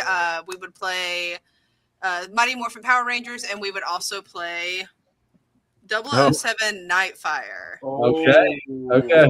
I know GoldenEye is kind of more of the fan favorite, but Nightfire was the one that I played. I specifically remember the snowy map, and whether you were playing AI or against a friend or whatever, this game was so much fun. So, fun fact, Taylor, usually whatever I use for the music or the picture, usually, is something that I think could make somebody else's list, but probably won't make mine. And the Warriors game and the GoldenEye music was intentional, and I'm surprised. It had neither one of those has been mentioned yet, but it's a good pick. Thank you. Kirk is horrible at it. I am horrible at the 007 on 64 for sure. GoldenEye, I'm terrible. I will say that look, so GoldenEye gets all the love in it, and it's a great game and everything. But the games the 007 games after that were way better in the sense of like gameplay or whatever. They just don't have the nostalgia, I think, for mass appeal. I mean, obviously, like you played this one more, so it has a little bit more nostalgia to you. But when you go back and you play like some of those later games in the 007 series, you're like, man, these are better. These gotta be really quiet. How you say it? I played GoldenEye when they released it on the Switch Online, and I was like, man, the controls, man. How did we play this? And then it's just like got back. I got kind of used. Yeah, I did not age well at all, but it's just nostalgia. Yeah. All right, Austin, what's your next one? All right.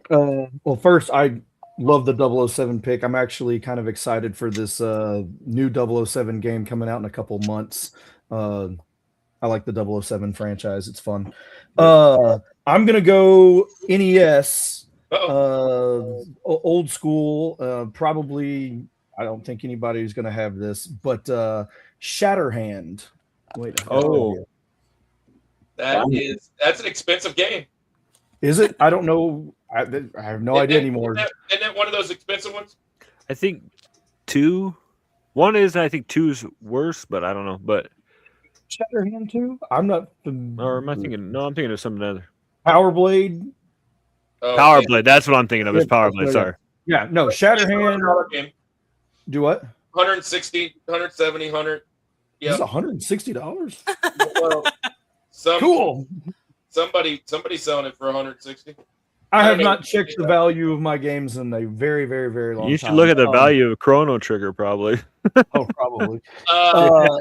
This is a cool game. I like this. You made me nervous saying Nintendo. I'm like, and I only need to make it past 2 more people. 2 more people. You and Andy, and I get my 8 for 8.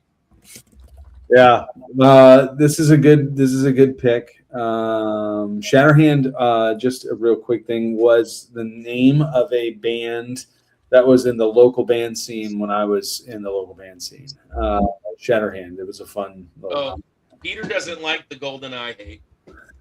Well, I'm not hating on it. I love GoldenEye. I'm just being real that it's like, let's be honest. There's like other ones have gotten better, right? My next one that I'm going to pick is I'm going to go old school video game here. Just trying to make Kirk nervous as much as I can here. Although I probably won't pick the same one that he's picking. This would be a cool remake. If you pick one of them, I'd be like, dang, I can't believe it. But the other one, I would be shocked. Well, this one I think would be a cool remake.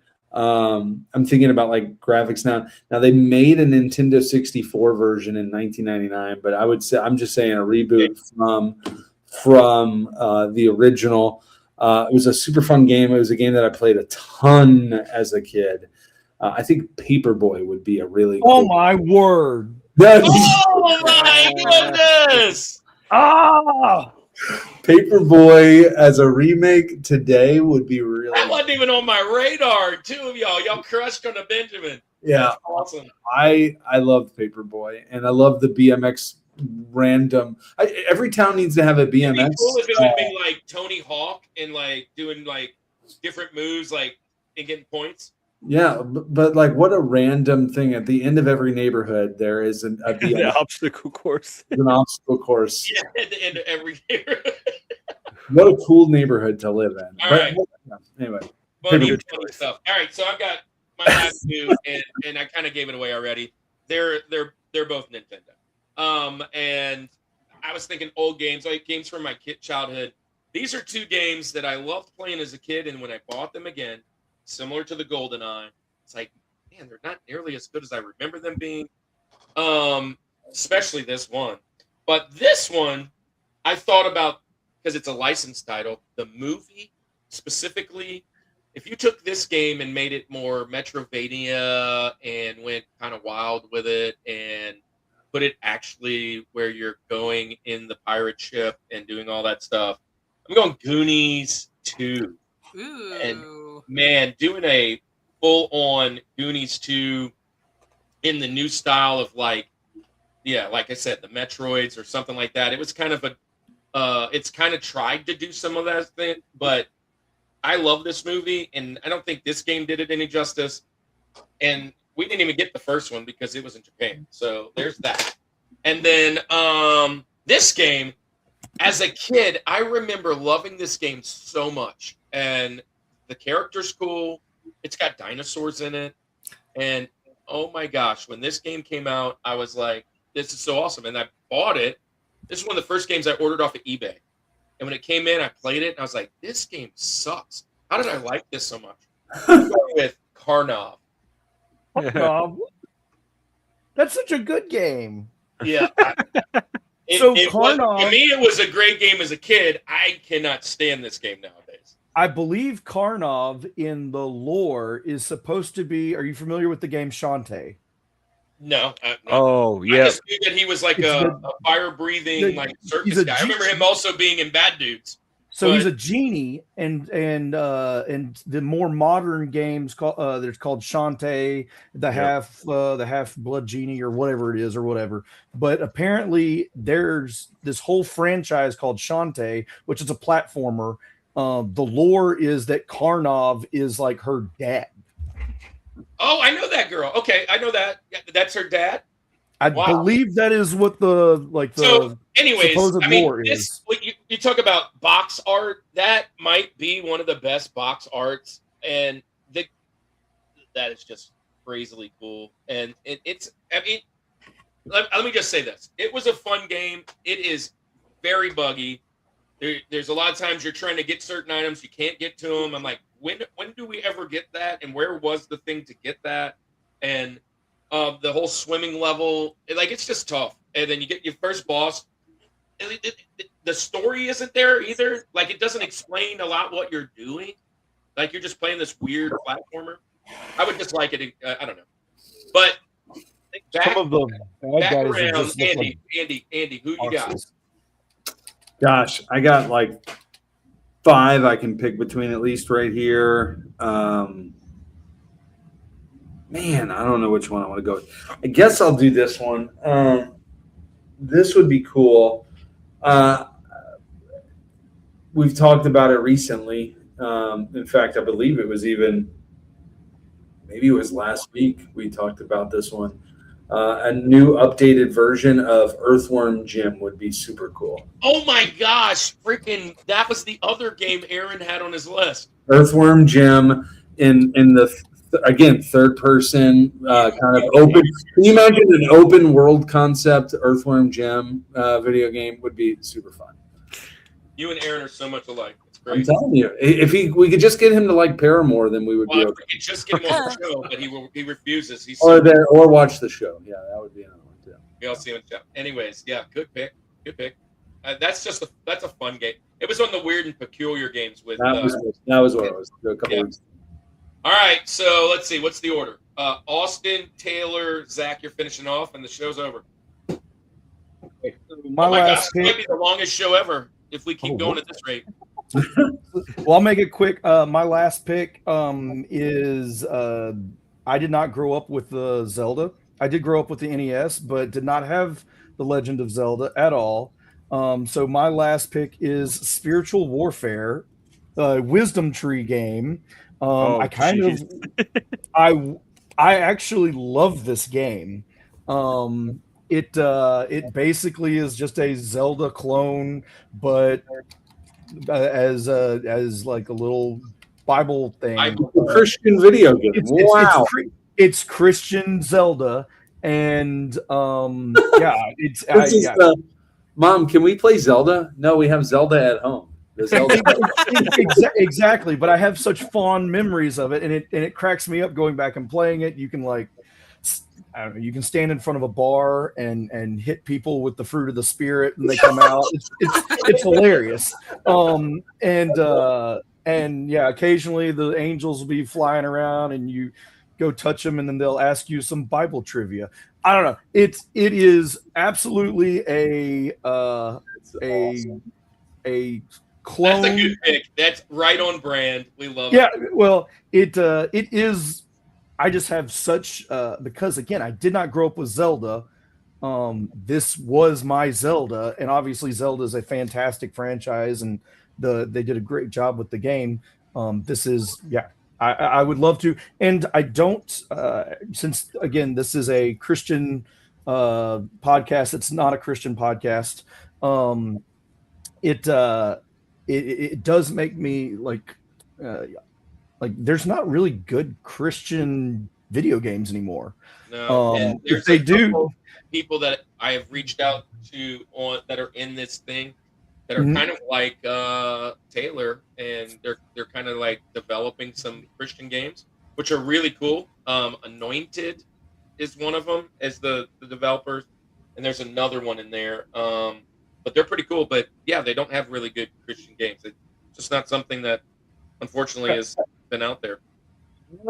I'm not saying that there may not be even a demand for that kind of stuff, but I had a lot of fond memories with that game growing up. I wonder if that is on this. But go ahead. Right. Taylor, you're up. Oh, yeah. So my last one, we're going to come back to PlayStation 2 era. I didn't really play this back in the era that it was popular, but I did try to play it as an adult, and it's just hard to bring it into 2026. So I would like to see it remade. I know they did remixes of this game, but I would like to see an actual remaster. We're going to go with Kingdom Hearts. Oh, almost like that. Yeah. I came very close to adding that to my list. Very, very close. I was very close to adding that too. It was one of those on the shelf. I picked it and I was like, but good pick. I love that. Listen, that's the first game in this system's realm that I haven't been able to find, Austin. There's no spiritual warfare on this thing.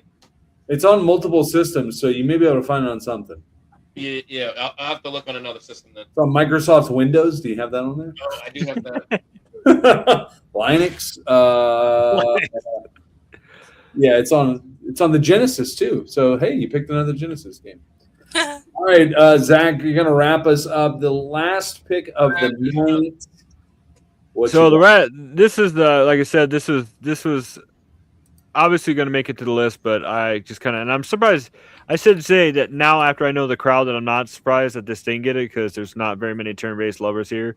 But I mentioned it earlier that I was looking for kind of wonky other kind of games, and so my last choice would have to be Earthbound because I feel like if they did this with a modern day and just all the obscure weird stuff in this game, like, instead of swords there was baseball bats, there was yo-yos as weapons, and just and then the weird stuff with the telekinesis and the mental stuff. I think that they could make a really cool change on some of that stuff. But I think I don't know, and they could be doing it more over in Japan. I know here it's called Earthbound, over there it's called Mother, and the series continued. But I don't know, this was just something that I loved how like weird and like quirky this game was. Earthbound for the first time when all this big retro gaming boom online started. I had never really like been introduced to it, and then everybody was like, it was the game that is the most sought out, expensive box, that whole thing. I was like, okay, so let's find it. And when I got this system, so I bought this Retro Pi with like 25,000 games on it for my son to play old retro games. Because I was like, I'm never going to purchase all those, but I would love for you to play the old games that we played. And he started his own YouTube channel. And then when I got this, it's on here. So I was like, oh, I'll play it here. Just like, Samson? I'm like, I've never played that. Played it on there, and I was like, "This is cool." But Earthbound is a fun game, and I just don't have a lot of experience with it because I didn't play it until I got my SNES Classic Mini. I never really even heard of it until I got older, and then older, I was definitely not purchasing it. That's just out of my realm. So, Great game. Undertale looks like the spiritual successor. I haven't played too much Undertale either. Do watch a couple people play online, but it does. Same here, and it does. It feels a lot. It has definitely Earthbound vibes to it. So, anyways, that's Retro Rick's favorite game. He always says it on his video whenever they ask him. Is Earthbound. Well, look, guys, that's our show, and this is actually the very first time we broke 3 hours. We've gotten to 2 hours and 59 minutes one time. We're like, hey, we got to get out before 3 hours. Now we're at 3:01, but before we head out, I thank you guys for hanging out. 3 hours is a long time to hang out. Pretty soon we're going to be like Joe Rogan if we keep doing this. Watch out, Joe. Here's the deal. I want you guys, before we head out, thank you everybody in the chat. There's 10 of you that hung around this whole time to listen to a bunch of people talk about old games. But the reality is it's a great community. We love you guys. Thanks for being here. Thanks for hanging out. Before we leave, let's go backwards order like we did the last time. Zach, thanks for being here, dude. Tell everybody about Iro Retro Gamer Dad one more time for the ones that maybe didn't catch it in the beginning, and tell them where they can find it. Just very basic. My channel is very raw. I kind of just do opinionated stuff, talking about video games in general, stuff that goes along with video games and mental health, and just it's very raw. My channel has come from being very focused on what the viewer wants to what I want to make. So if you just enjoy chill chats about games, occasional live streams, and stuff like that, just come on over. I don't really do too much on Ender Socials nowadays. I kind of broke myself away from a lot of that stuff. Took too much of my time. So just check me out on YouTube. Yeah. Zach, you have such a cool vibe, your channel, talking about the addictions. It's new. Go over there, hang out with him. He's got a great community, great bunch of members and people in the chat. Follow him in his adventures with his kids. And dude, we love having you. We love you being here. You've been such an amazing friend of the channel since joining the first time. Thanks for being here. Yep. Hey, Thank you guys. I do want to say this, and Bryce, my bad, man. I knew I forgot something. We went quickly in the halftime. I'm not going to leave without doing this before we get off. I don't care if we're at 4 hours. This is important. I love you, man, and we'll do that in a second. Taylor, you're up. Tell everybody about your channel and your development and the con and whatever you want friends to know about before we head out. Yeah. So you can find me on Twitch at TaylorMoon95. Taylor spelled Tailor, like Sailor Moon, but Taylor Moon. That's That's a awesome. little I preview of my channel there. I love a good logo that bends into what it's supposed to be. Yeah. You can find the Crybaby Games project on Instagram at Crybaby Games Dev Team. You can find us on Facebook. You can just search Crybaby Games. And you can, if you plan to attend the Augusta Video Gaming Exposition, you can go to AugustaVideoGamingExposition.com to get your tickets. And I believe, and then on TikTok, if anyone wants to follow me on TikTok, it is at Taylor.moon95. So We Taylor, are so behind on TikTok. I can't even imagine. Like, there's so much to do, and we have so many cool reels we could have done there, and we are so behind. But we do have a TikTok too. Taylor Moon 95, is that it? for TikTok, it's Taylor.moon95. Oh, Twitch is just TaylorMoon95. Yep. All right, done. Thank you. All right, Austin. Finish us off. Shout it out all the creations you've got going on so people can follow and know and chase and see what you got, and then we're gonna head out. The one that I kind of want to, I guess bring to the forefront is Southeast Game Exchange. For those that don't know, we are in Greenville, South Carolina. It is a gaming expo. It's going into our 10th year. We've got a really, really, really big show planned. In fact, I believe with some of the things that we are adding this year, we will have one of the largest footprints when it comes to show size in the country. So we're really, really excited. We will be doing our big announcement showcase on Thursday of next week. I don't know what time that'll be, but we do a showcase. It's kind of a little bit of a spoof off of like a Nintendo Direct, where we announce we announce some of our special guests, our theme for the show. You'll see some of the merch that we have planned, some of the different activities and different things that we're adding to the show. And we are adding a lot of stuff. We're doing a lot of additional stuff this year that we've never done before, and we're really excited about it. So definitely follow us. YouTube, Southeast Game Exchange. Facebook, Southeast Game Exchange. Instagram, Southeast Game Exchange. I think we've got a TikTok and Southeast Game Exchange. An X or Twitter, whatever. I think it's also Southeast Game Exchange or SEGE, something like that. But definitely check us out. We're really excited. This is a big year for us. Totally agree, Bryce. Great show, and we love the Southeast Game Exchange.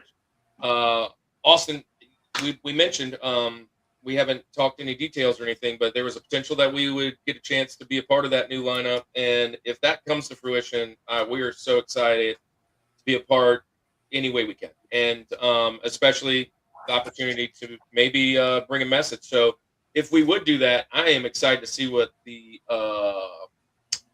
theme is, because that's usually how we figure out what the message is we're going to talk about. So it's going to be awesome.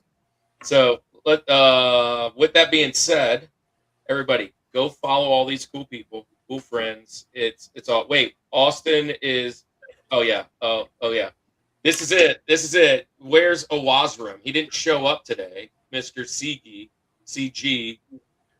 This is a big thing. So it is pronounced Southeast Game Exchange. No, I'm I knew he was going to say that. So we get Siege, we get Sigi, we get Sedge, we get CG. Yeah, we get all kinds of stuff. Owazram's trying to tell us it's because it's Sega, it should be Sigi. And I said, well, then shouldn't it be Segi? We get Segi a lot as well. I will say that the reason we have it Southeast Game Exchange is because the abbreviation for Southeast is SE. So SE and then Game Exchange. So SEGE. We never intended to call it anything other than Southeast Game Exchange, but as we are now 10 years in, it appears as though the most common way to pronounce it, which is not phonetically correct at all, is Siege. And so internally, we call it Siege as well. And we understand it is not phonetically correct. Very much like it's GIF and not GIF. Exactly. And so I guess if there's a lore out there and you want to well, you heard it here. It's official. Exactly, On the Rushmore exactly. Show. It's Siege. It's so Siege. All right. there you go. Dude, awesome. Hey, so everybody, thank you in the chat. Thank you, everybody. Thank you, guys. Next week, we finish off our video game series. We're actually off the week after for my daughter's wedding. Andy will be there in attendance. Clip that. Clip it. Tag Owazrim. But anyways, with that being said, next week we have Double Mint Games. And we have Retro Gaming Pandemic. Both guys, we have Tom and Chris, as well as Jared and Eric from Retro Gaming Pandemic. We're talking about Super Nintendo. That's 4 guys. If we talk as much this time, we will hit that Joe Rogan time. But it's Super Nintendo too. So come back, join us next week. Same bat time, same bat channel. Andy, it is late, dude. It is time to go to bed and let our friends go home. They were not in for a 3-hour tour. 3-hour tour. Yeah. Well, again, Austin, Taylor, Zach, thank you guys for joining us tonight. It means so much. If you want to hang out with us, and you guys are welcome back for sure. We'd love to have you back whenever you guys want to be back. But let's say goodnight like we always do. This is the Rushmore Show, where it's all about your top 4.